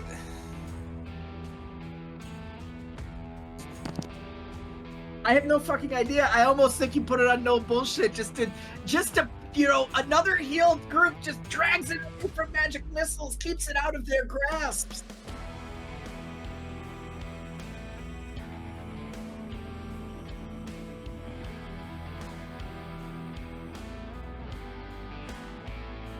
Magic Missiles.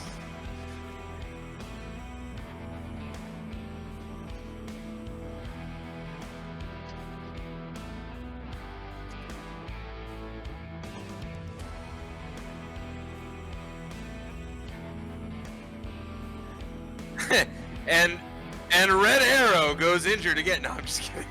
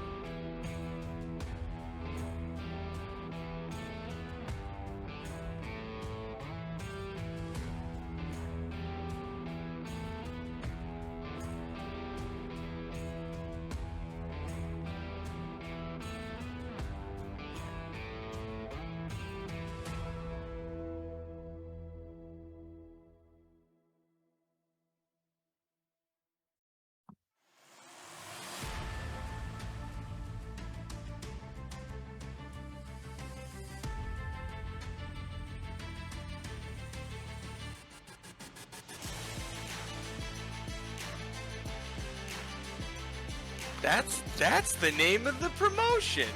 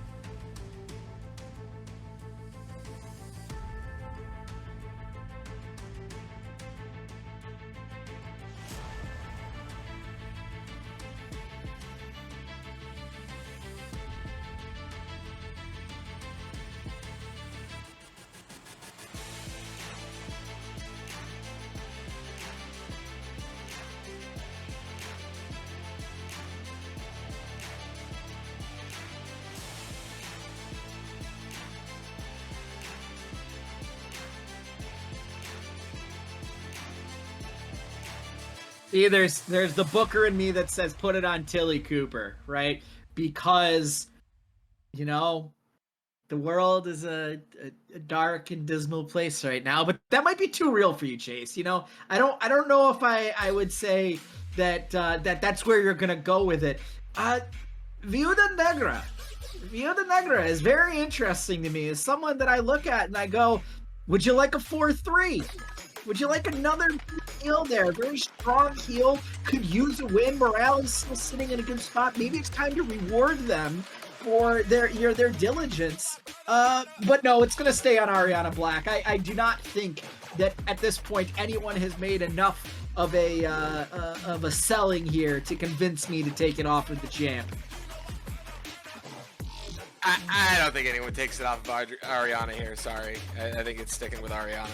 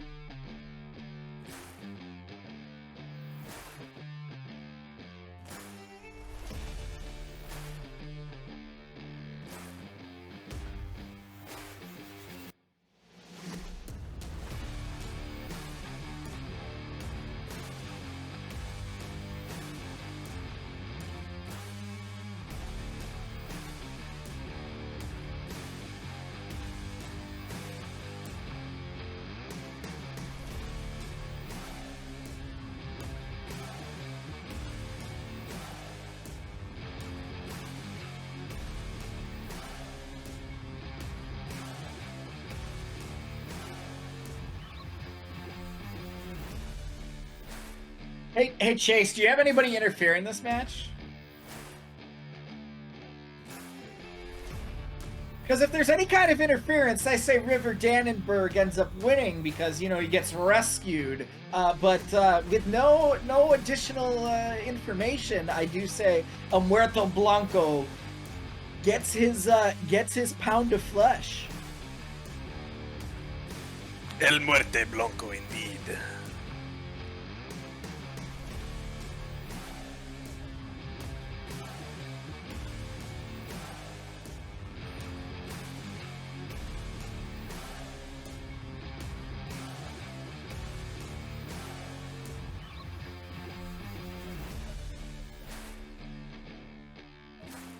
But he asked for it.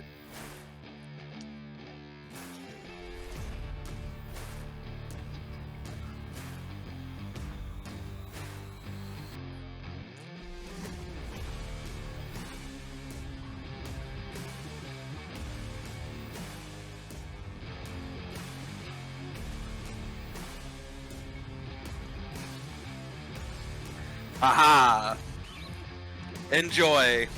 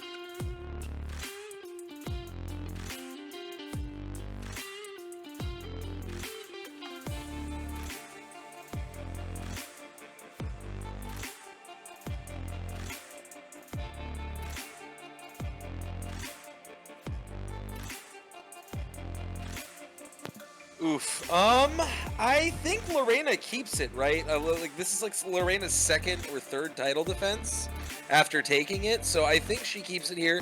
You push her up as a face of the company, and you know, again, a lot of talented wrestlers. Obviously, I love seeing Amy Umikio, but I think Lorena here just has the highest upside, and if the match goes well, then she pulls all of these other fantastic ladies up with her.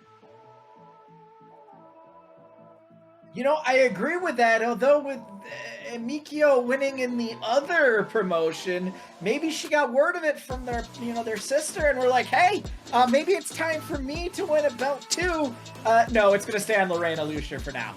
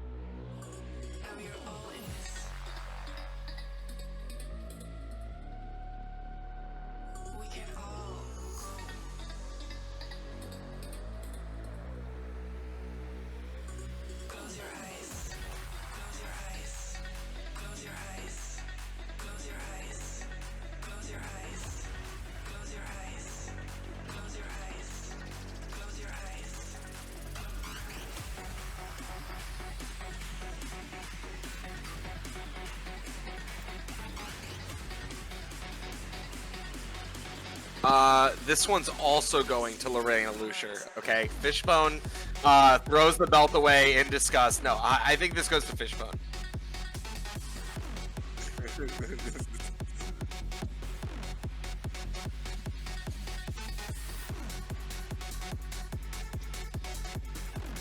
Yeah, it's Fishbone. There's no reason to take it off of Fishbone. Come on, they just won the belt.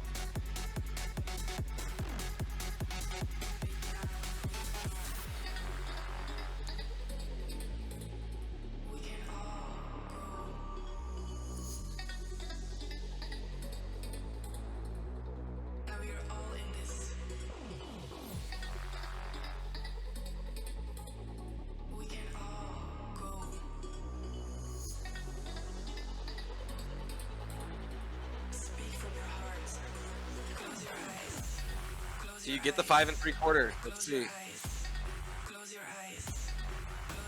5 1/4. Okay.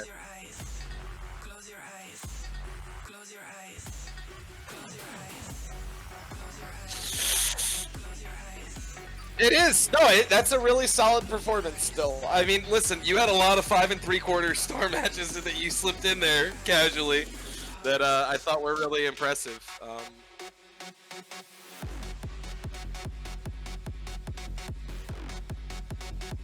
Yeah.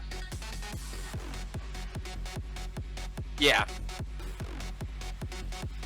Yeah, I think because I had the 5-star, but I also had the 5 and the extra 5 and 5.5 star match, I think, on you, and then the 1 6-star. So it's literally the difference of like a match, like not even a full match, right? Like the difference of like half of a match. So.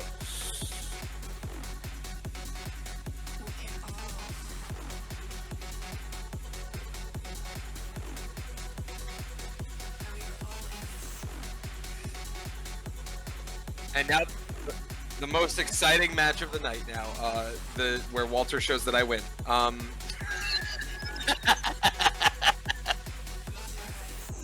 No, listen. I learned during the weeklies I cannot count Walter out. He has been playing this game really well lately. All right, so, You can count me out here. Don't worry about it. I got. Listen, in the halftime break there, I just said like I don't stand a fucking chance here, because unlike you fucking cowards, I have 2 producer segments. So fuck all of you. Fuck you.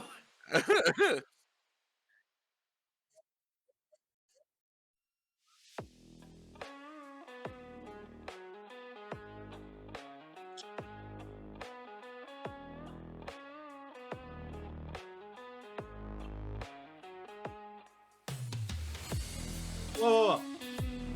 Now listen, me saying that is me, Walter, the player of a video game.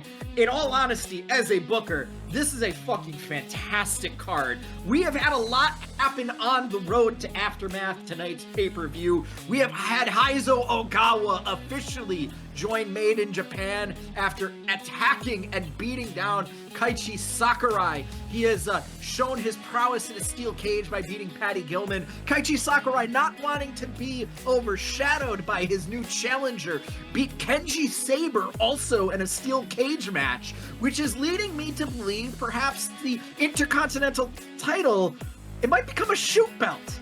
There might be some more MMA style of fighting as these 2 titans have shown. We've also seen the debut of Kaito Sakura, who Chase was happy to inform you all on the last show, the 1 week out show, that he was the mentor to Heizo Ogawa and Kaiichi Sakurai, and he believed that Kaiichi Sakurai should have done more to reach out to him, more to display himself as one of his pupils, whereas Heizo Ogawa, the moment he joined Made in Japan, knew they needed a legend to help them in their corner. You know, Talia Adler has done a fine job so far as a manager, but he needed a legend of the Japanese wrestling industry to be in his corner. We've also seen a couple of tournaments, small mini tournaments happen over the course of the weeks. We have seen Maester Gomez defeat Brooklyn Cambril, and Angelina Cardinal beat Consequencia, and then Angelina Cardinal defeated Maester Gomez in a special referee match with our women's champion Empress Kabuki for the right to face the Empress at the pay-per-view. We've also seen a little bit of a trios tournament happen as we saw, let me see, the Scribners beat Eternum. The brass ring holder Daniel Stevenson, Kyle Lucha, and Rick Dolan being beaten by the Scribner family. And we also saw Chase and Neon Wings beat Alexander Palmer and Pocket Rocket. So they will be in a trios championship match against the current champions, The Kingdom.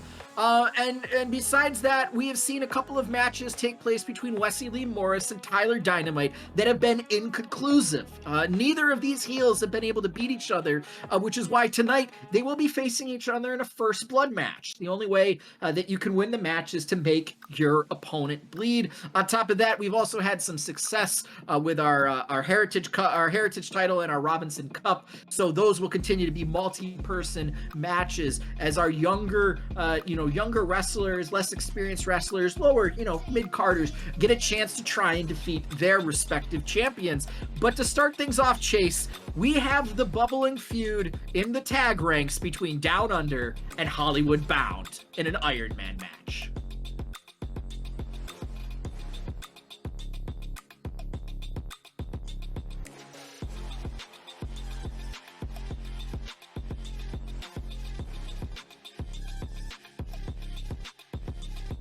Down Under and Hollywood Bound have they've crossed paths quite a few times. They were against each other in the very first match at New Year's Slam. They wrestled each other again at the Heritage Cup in a ladder match. And for new beginnings, Down Under said, Hollywood Bound, come on, you guys have had 2 shots, back away. Well, Hollywood Bound defeated one of their other heel tag teams in the division in Prodigious, and they have once again emerged from the ranks to challenge Down Under for these belts. They are great tag team in and of themselves. They've really had a few chances here, and unfortunately, they just haven't been able to find kind of the heel tactics, that has helped Christopher Devlin be so successful as the leader of Dominatus Tenebris. But because he is the men's the big champion holder of the promotion, Hollywood Bound is going to get a couple more shots at titles than maybe some of the other tag teams. But Xander, who do you think is going to take this? I think it's sticking with Down Under.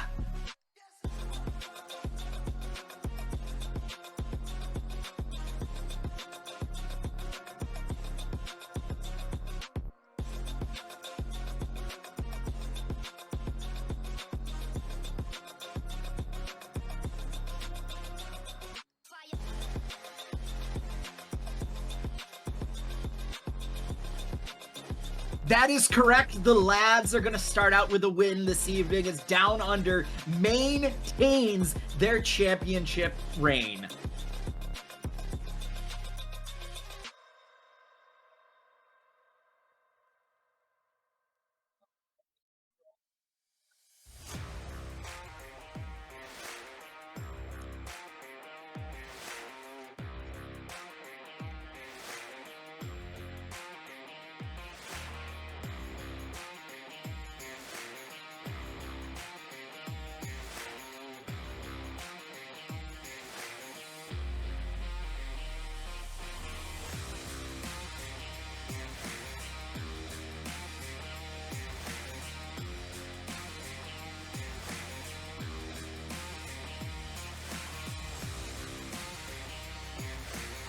Yeah, as a babyface tag team, Down Under has been great for us. But that is going to lead us to an intergender tag match here between Drew King and Raven versus Jules Murphy and Amanda Ace.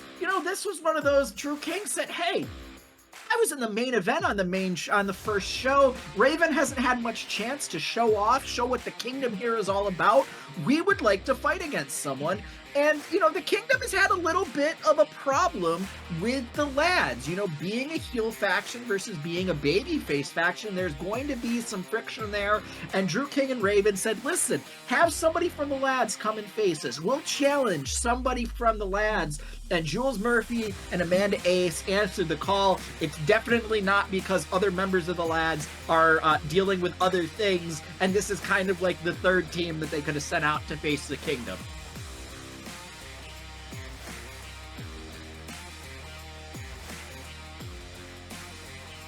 The Kingdom. I've rooted for Layla Hurts and the lads too much. It's the Kingdom's turn for me to root for. And if the lads win because I did that, I'm gonna cry. Well,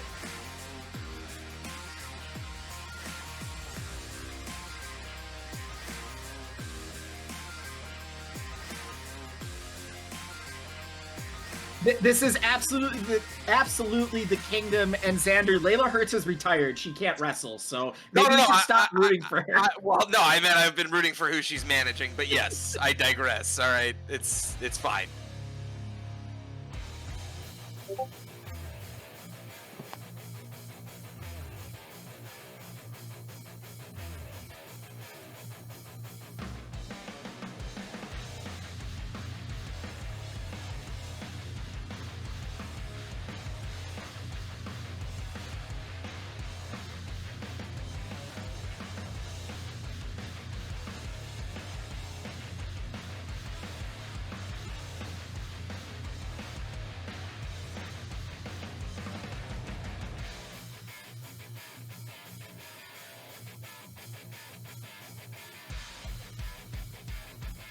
Psycho Sahana is one of the newest members of the SWA. We did recruit her, another wrestler coming in from Japan. We decided that our women's division was a little sparse. We could use some new blood. We could use some new challengers for Empress Kabuki and Jessie Mallory, and that's where we got Psycho Sahana. And she doesn't have much experience in terms of with any of the women on the roster currently, but we are very excited to see what she's going to be able to do and how she's going to be able to push the other women that have been here since day one. And thank you, Amelie Gonzalez, for not fucking that up.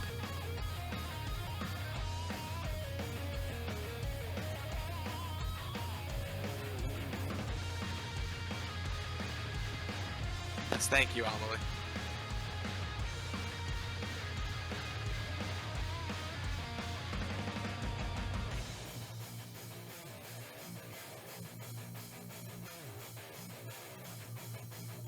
Yes, like I said, the Mildred S. Robinson Cup and the Theodore Vincent Heritage title have been sort of our undercard to mid-card kind of belt right now, being handled, respectively by Jessie Mallory and Cobra Gaston, some of our younger competitors on the roster. We want to give our younger and our lower tier talent plenty of opportunities to show off on pay-per-view, and this is one of the things that I might agree with you sometimes with Xander. Sometimes you do need to have multi-man matches, and after how successful the multi-man matches were at New Beginnings, we decided to switch things up this time, letting the women be towards the beginning of the card this time instead of the men who started the last pay-per-view. And we have some new faces in here. Obviously, you'll recognize Jessie Mallory, Brooklyn Cambriel, May Fukushima, Nora Nunes, but we have Livia Scribner having one of her first singles matches. Psycho Sahana, the newly signed wrestler from Japan, the Joshi wrestler. Marie Barrett, she's definitely not in this match because I had a goal to put her in a title match. Oh, and Trixie Albright is here too. Yeah, I mean, listen, I think you got a lot of talented folks in here. I always love seeing Brooklyn Cambriel wrestle. I want to see more wins coming her way. May Fukushima, has not been getting any dubs, and that's fine with me. Obviously Jessie Mallory, we know. Psycho Sahana could be very exciting. I won't say that I didn't also try to recruit her, but you got to her first, and that's fine. I just paid her more. Well, I didn't get a chance. You got the dub, so.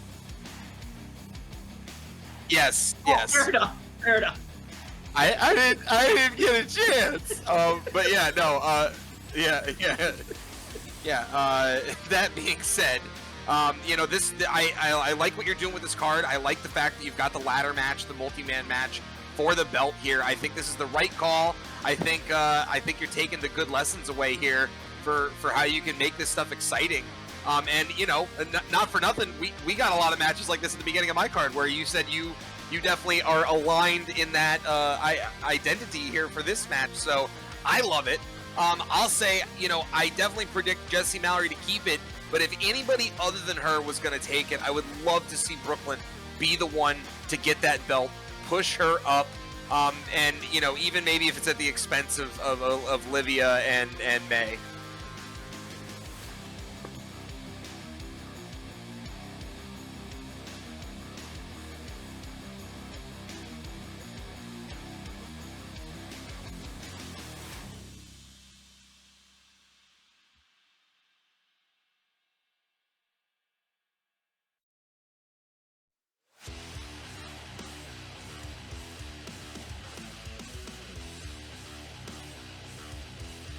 You know, Xander, you broke your own rule. I remember you saying previously, anytime you see Brooklyn on the card, you got to root for them. You should have rooted for them here. Brooklyn Cambril is finally going to win a belt. Take it off of Jesse Mallory. That's awesome. That's awesome. I'm happy to see it.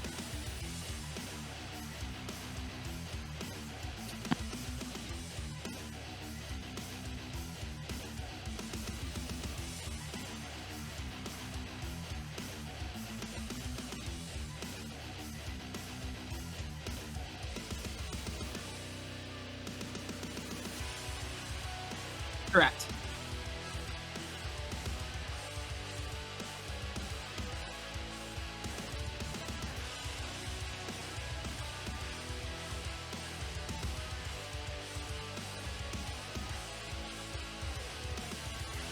Oh, and it's gold, so now I have tables and TLC matches.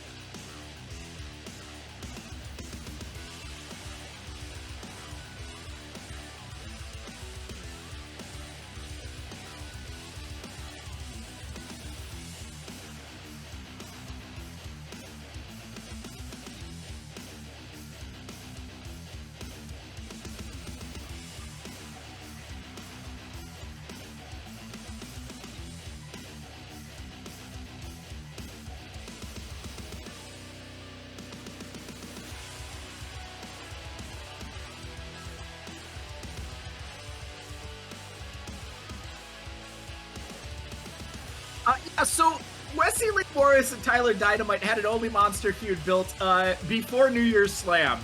And then I accidentally put the Trios Championship on Wesley Lee Morris. Yeah, so then I was like, well, I want to have the Trios Champions be champions and wrestle with those. I can't have one of their members doing double duty and fighting against Tyler Dynamite while also... while trying to maintain their championship. So eventually we did get the Trios belt off of them. We did get it onto the Kingdom. And now Wesley Lee Morris and Tyler Dynamite have fought each other twice in the lead up here to Aftermath. They fought each other back 3 weeks ago to a time limit draw, and then fought each other again last week on the weekly show. And there was a double pin situation, and both collapsed, arms on top of each other, and they tied again. So we had to put a stipulation on this, and a first blood match is a great stipulation. It still allows something a little wild, a little crazy, maybe out of nowhere, 5 minutes in, somebody's busted open and it's over, and it's like, oh my god! But usually first blood matches are very long, very deep, very heavy matches where there's going to be a lot of beating the living shit out of each other.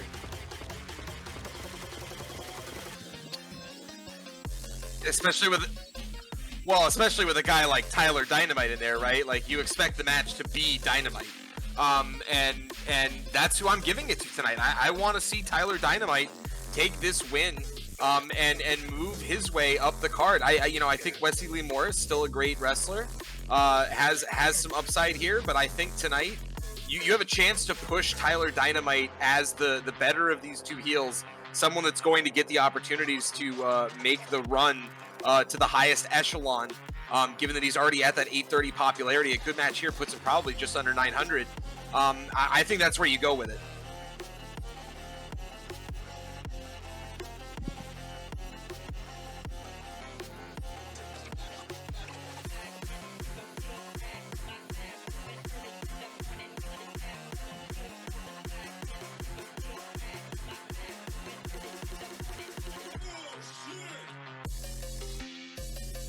This is Tyler Dynamite's time to shine. The first win of this feud against each other will go to Tyler Dynamite.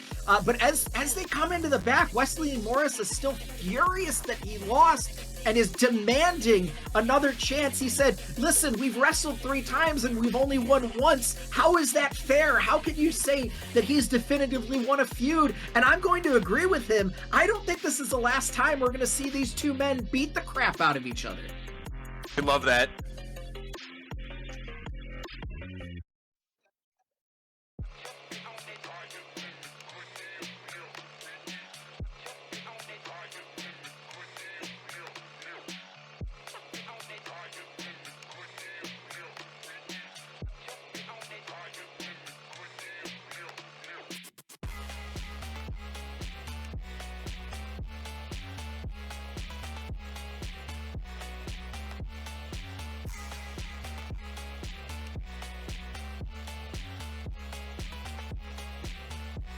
Incredibly, tomorrow morning on r/Squared Circle, you will see a photograph of me backstage with Tyler Dynamite, hand in hand, me giving him the Triple H point. This kid has got it, and I have got big plans for him moving on.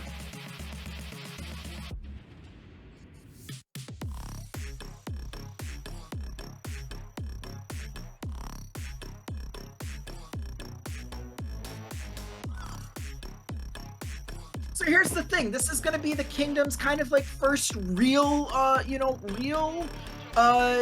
defense getting away from Eternum. Them being the ones to be like, no, we're actually a real trio. For Roll on the Roll, a great indie trio that really worked well together. When we brought them on board, they were one of kind of the guys we were highlighting, saying, down the line at some point, these guys are going to be trios champions. They are brutal.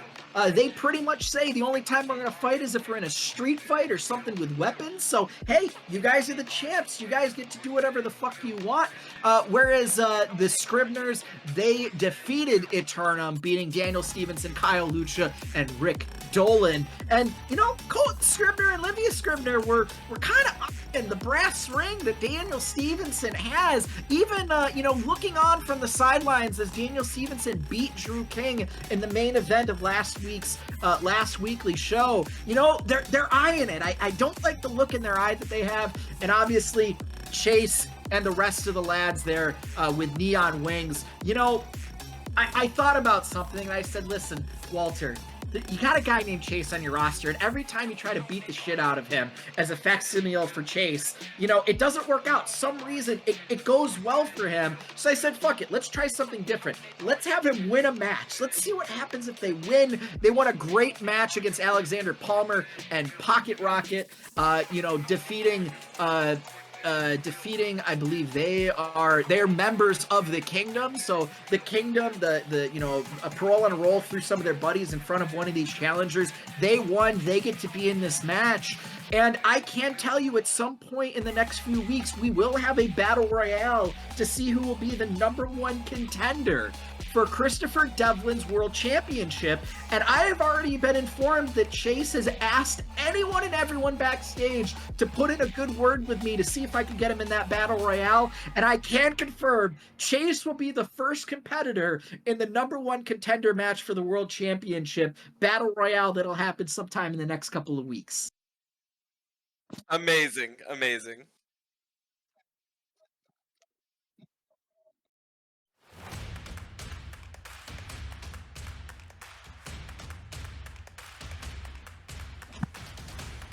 Yeah, I think that this title is going to the Scribner family. I think the Kingdom and the Lads have both had their ups and downs. I think it's time for the Scribners storyline to get pushed hard and heavy. And I want to see them take the dub. I don't know. Listen, I see the value in keeping it with the Kingdom, but something just tells me that it should go to the Scribners. I don't know.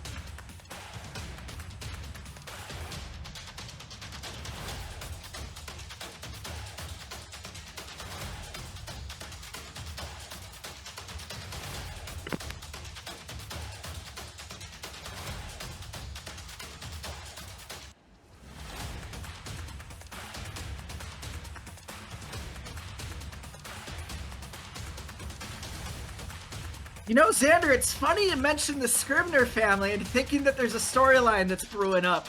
You're right, but it's not the one you're thinking of. The Kingdom are going to keep these belts. Well, that's disappointing.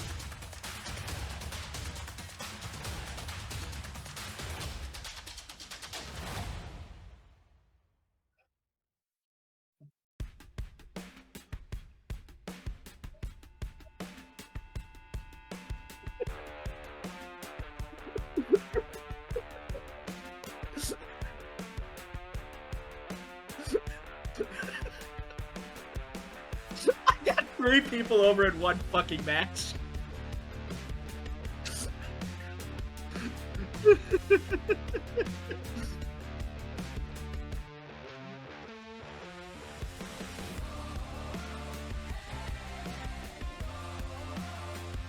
I do want to say Chase, I agree with your love of Neon Wings. And, you know, it's one of those things. Neon Wings haven't really wanted to compete for the tag title. They're on their faction mate in Down Under. You know, they go, hey, listen, they're the champions. They don't need to fight us. We know we're good enough. And, you know, we're happy to see them be successful. But I can tell you right now, Sean Torres just came backstage after watching that back in the locker room. And he said, listen, I got to reward my buddies here. We want a match against Neon Wings in the main event of the next weekly show. So next week in the main event, we will have Down Under and Neon Wings in a faction civil war, you know, match for the tag team championships. You know, good on Sean Torres and Matt Militant for wanting to, you know, get their faction members a shot at the championship. I'm sure Neon Wings will greatly appreciate it.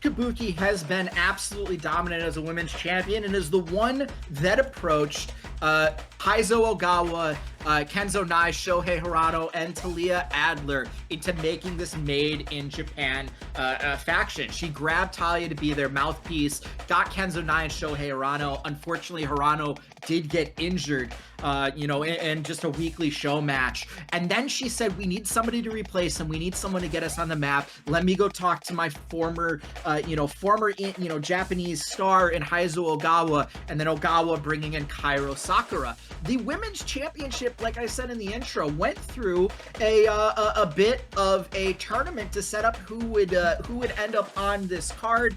We had Maestro Gomez beat now the Mildred S. Robinson champion Brooklyn Cambril in the first match. We had Angelina Cardinal defeat Consequencia, Maestro Gomez's tag team partner, and then Angelina Cardinal beat Maestro Gomez with Empress Kabuki as the referee on the Go Home show to earn this title match. You know, Empress Kabuki has complained to me. She said, really, like, the women you've been playing against me, they're not on my level. How about I be the one that determines who gets to challenge me here at Aftermath? I agreed with the tournament idea. I agreed with the 4 competitors. I agreed with her being the special referee in that #1 contender match. She hasn't turned me wrong a single time in this build.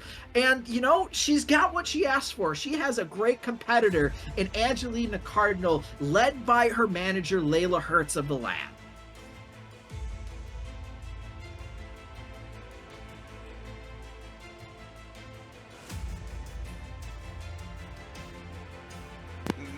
Is it enough to take down the Empress is the question, and I think that now is the time to take down the Empress. I think that this is when Empress Kabuki should take the L. I think Angelina Cardinal can do it, and I'm going to root for her to do so.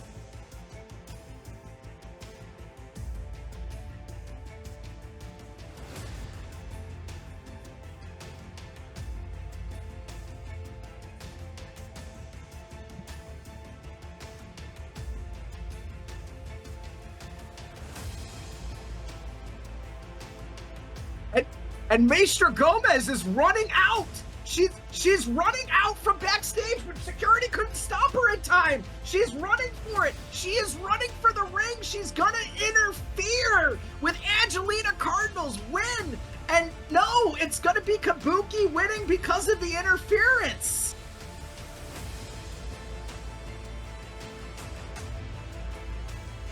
Yes, Kabuki wins.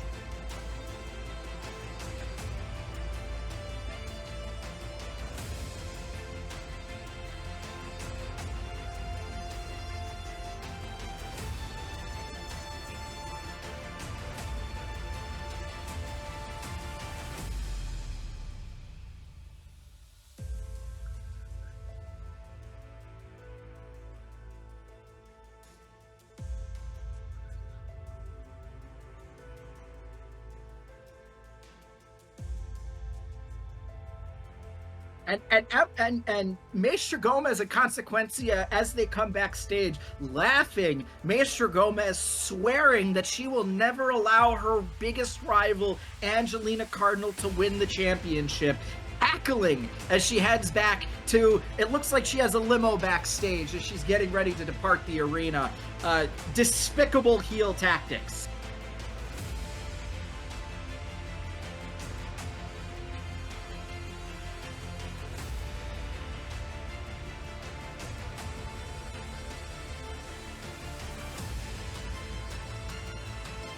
Thank you, Amelie.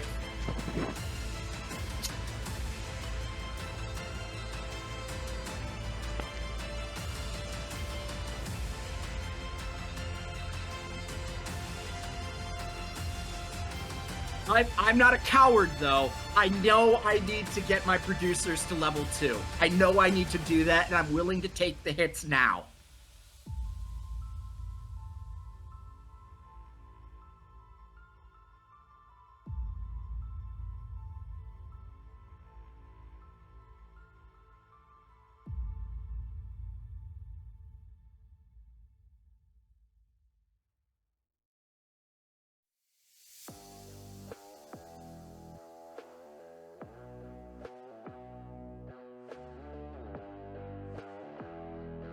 You know, at the last pay-per-view, we started a lot of feuds here in kind of this mid to lower card belt here that Cobra Gaston has been hanging on to since the beginning. Obviously, Virginia Warbler, one of his good friends, not liking that he's been hanging out so much with the Scribner family, that Livia Scribner, his girlfriend, has been, talking some nonsense in his ear. Obviously, we have Dead Killer, Legend Killer. They've been feuding with the Prophets and Enlightened Cruz, Guru Sanji. We have all 3 members of Prodigy here, Jordan Wolf, D'Angelo Starr, Devontae Harrell. But the one thing we do notice, because they were in the trios match earlier, Cobra Gaston is by himself. There are no members of the Scribner family here to help protect him. If he is going to win this match, his brother's not even in this match. He's going to have to do this on his own against a fucking studded middle card that we have here. Another name to potentially keep an eye out, Kenji Saber.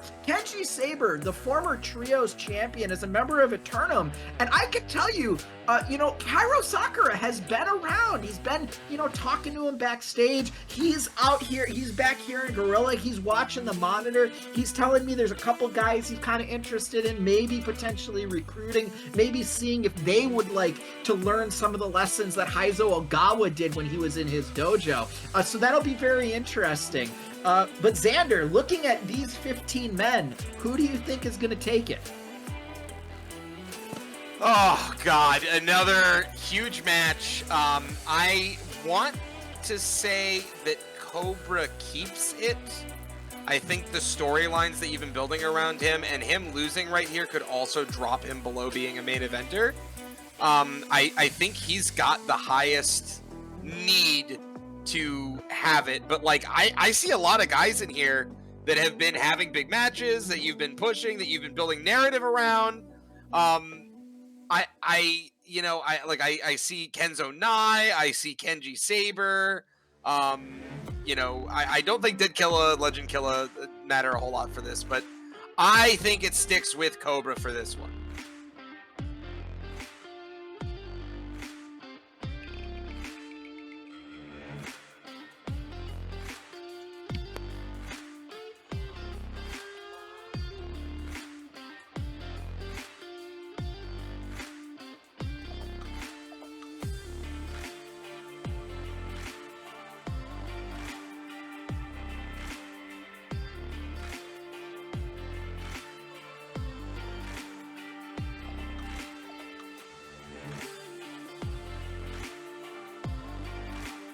Cobra Gaston is going to hang on by the skin of his teeth.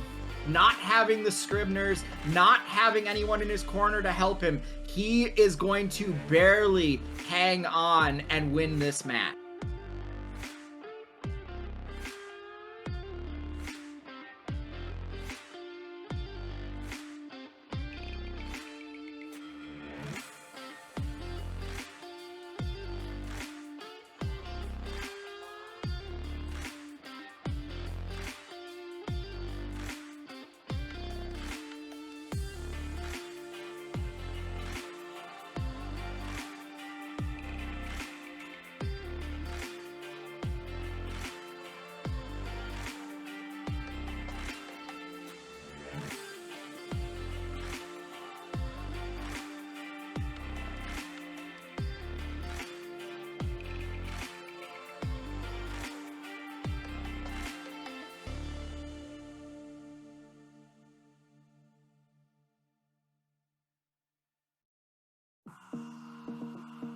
And I'm just getting word from the women's locker room. Layla Hertz has reached out to us. Angelina Cardinal, she's a bit banged up after the match with Empress Kabuki, but is demanding.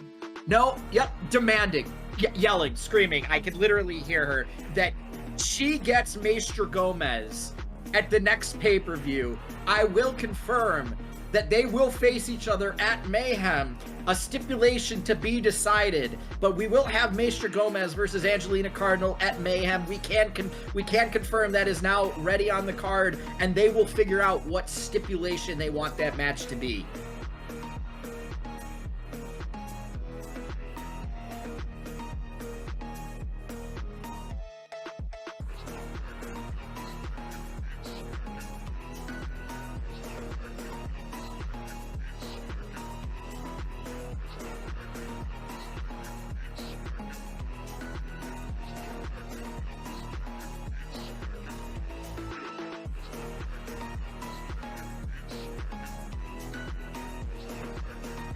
So, as I was putting together the card, Christopher Devlin, being the world champion, he gets some say over his matches, and he usually comes in, the night before I'm about to finalize the card, having had a few drinks with the boys, and goes, "Boss, who am I wrestling this week?" The problem is that both Christopher Devlin and Ethan Wilde approached my office at the exact same time, and there was only one slot left. I suggested maybe they should put their belts on the line against each other. Perhaps we could have some kind of unification match, and both of them slapped me. Just straight up in my face, they slapped their boss. Really weird thing. And then Christopher Devlin said, "Well, Mr. Wilde, we can wrestle each other. We're both at the top of the card. We both deserve a match, but neither of us should have to put up our title. We have my associate Assassino here. Perhaps you could find one of your faction members who would like to tag team with you. That they might be willing to have an unsanctioned match, so we don't have to worry about title belts. We don't have to worry really about the win-loss records. We can just have a brawl and kind of get to know each other, because I do believe the best way to know someone is to make them bleed." And Ethan Wilde, with a sly smile on his face, said, "You know what, Chris?" And Mr. Devlin did not like being called Chris in the slightest. "You know what, Chris? I like that idea. Let me see who might be interested." And Daniel Stevenson, the brass ring holder, answered the call. And Stevenson has been taunting Christopher Devlin the entire day here, saying, "Maybe I'll just cash in my chance during the match. Maybe I'll take my belt from you, your belt from you, while I'm already lying on top of you, defeating you." Of course, that might happen. But that is how this match came along, and definitely not because Walter ran out of match slots to put his two biggest championships on the card.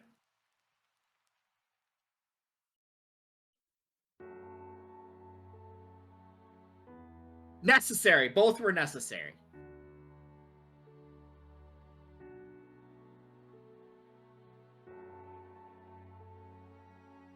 Oh no. Oh no.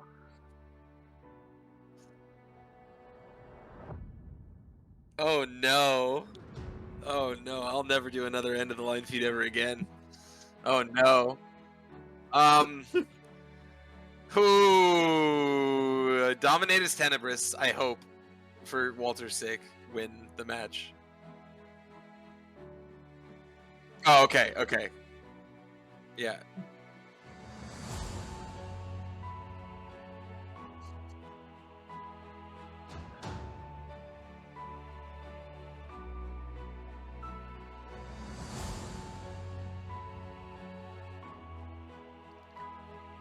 And Dominatus Tenebris wins the match.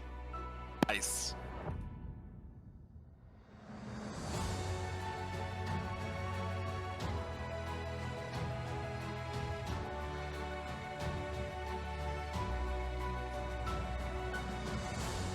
Over with the fans. And you know what? Christopher Devlin is such a great boss. He allows Assassino to pin Daniel Stevenson on the mat as Ethan Wilde stares in disbelief from the outside.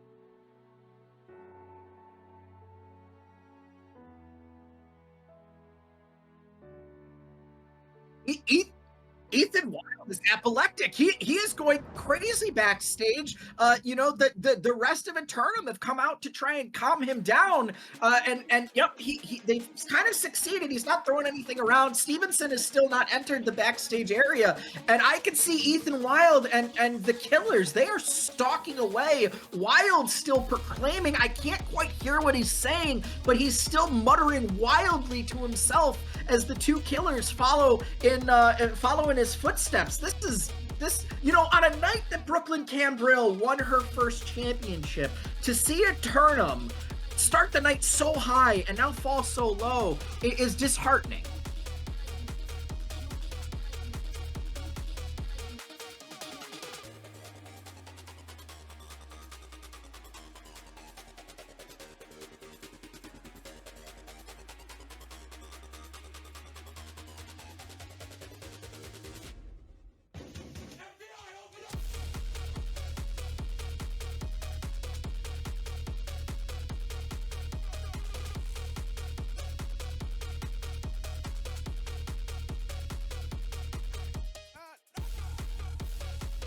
So here's the thing.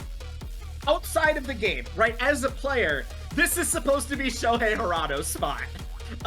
Unfortunately, Shohei Hirano got injured as I began to build to this. So I had to look at my card and go, who can I throw in this spot instead? And Heizo Ogawa was sitting there staring at me, and he was a babyface at the time. And, good wrestler, but I really didn't have a spot on my card for a babyface, especially, after I gave him this stoic shoot fighter gimmick. So at New Beginnings, Kaiichi Sakurai and Kenzo Nai had a steel cage match to blow off that feud. Kenzo Nai, after, getting into Made in Japan, having Shohei Hirano on his side, Shohei getting injured, that was the person Kenzo Nai was relying on to try and help him beat Kaiichi Sakurai, but it failed. So Heizo Ogawa, little did Kaiichi Sakurai know, Kenzo Nai and Empress Kabuki had already reached out to Ogawa to replace Hirano, and as he came out to congratulate Sakurai for his championship win, he viciously beat him down on the stage, and the next weekly show, turned heel and joined Made in Japan. That night he defeated Patty Gilman in a steel cage match to help kind of, show off his shoot fighter acumen. The following week, Kaiichi Sakurai, not wanting to be one-upped by the man that had attacked him in his crowning moment, decided to beat Kenji Saber, member of Eternum, also in a steel cage match, again to show, Heizo Ogawa, I'm not afraid of you. I'll fight you in a steel cage. I'm not scared that you're some shoot fighter. After that victory, Kaito Sakura, newly signed to the company, came out again to congratulate him, but then beat the shit out of him.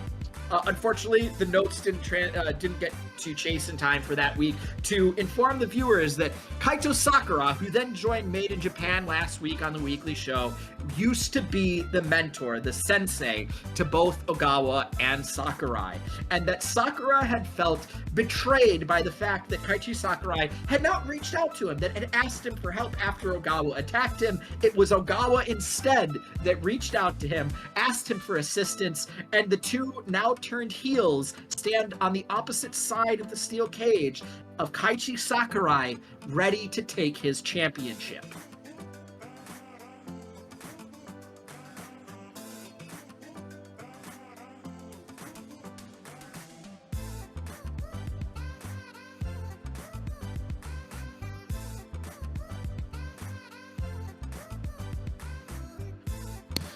I think,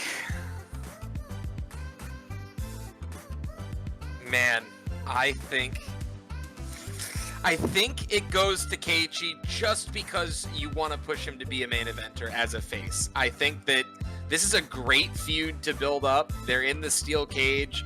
You've got a lot going on here. Kaito, of course, also present, representing as a manager, but I think Keiichi just has too much upside to give it to over Ogawa, and yeah, it's sticking with Keiichi.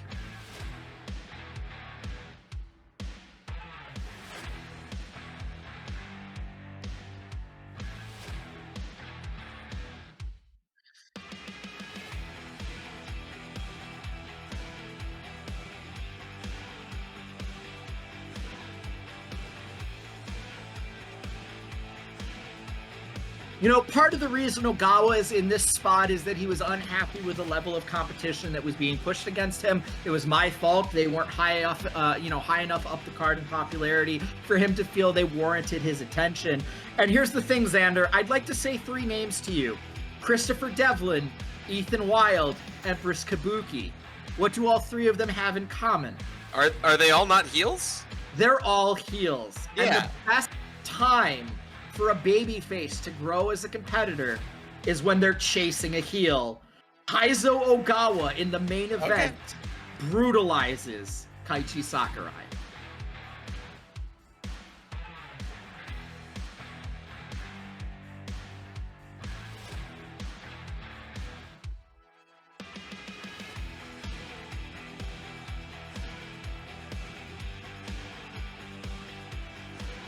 Hot match.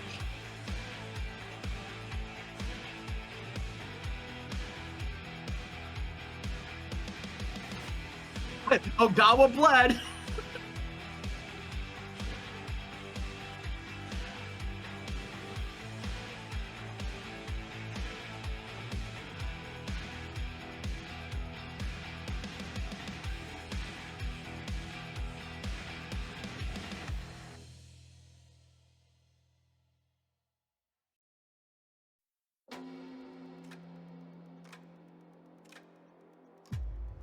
It'll be 5 stars. It's 5 stars.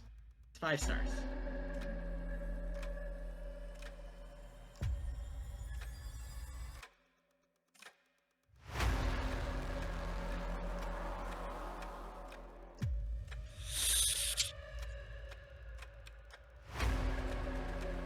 Hit me.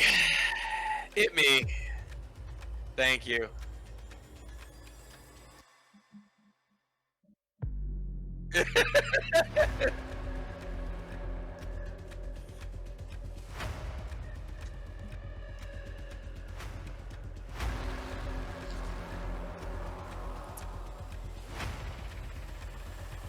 Thank you. Thank you. Listen, we feel great.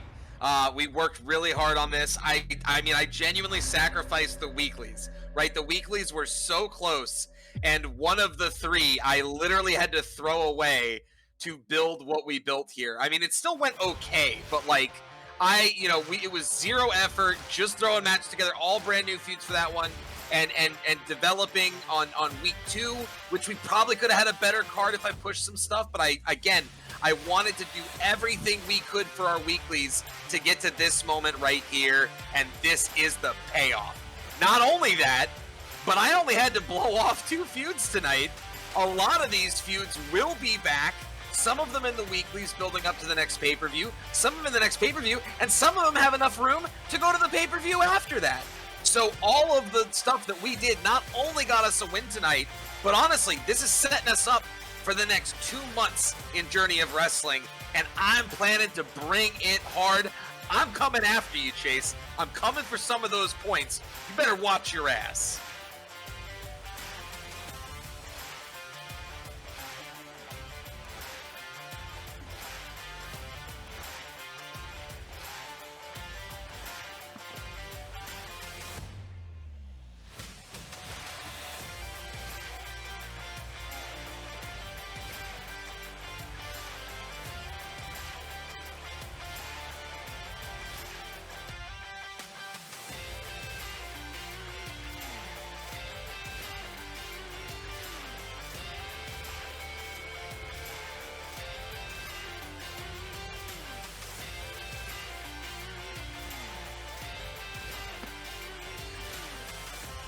Cowards.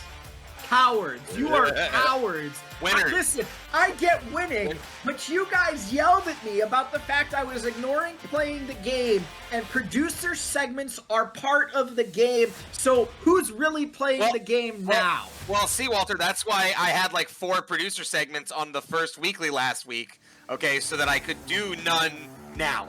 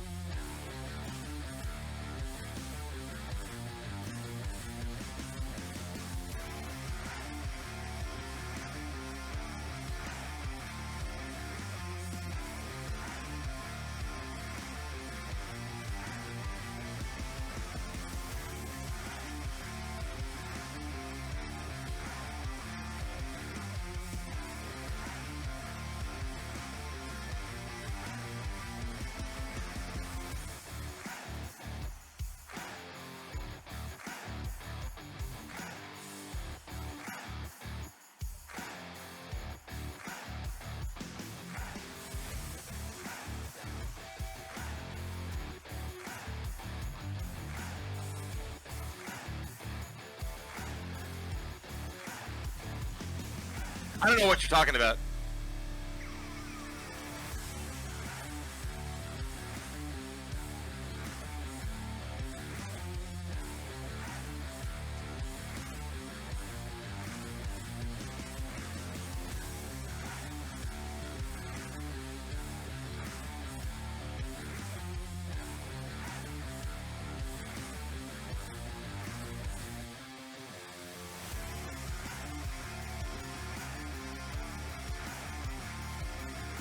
Oh, did we lose his mic? Maybe. Actually, maybe his mic died.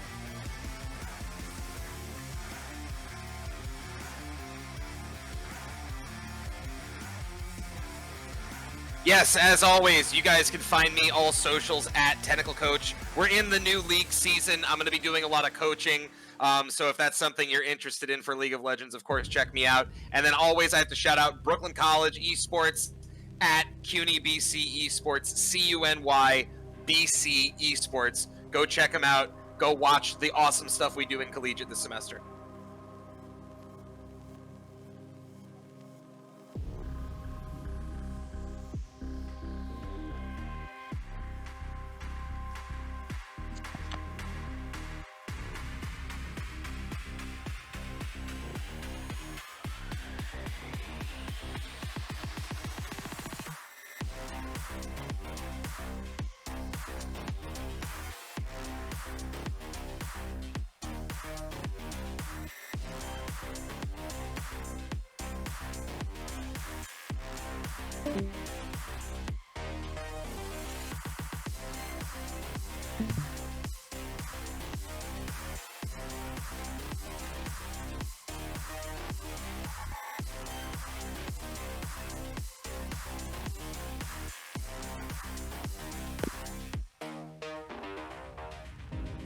Hey, you know, I play like one or two others also.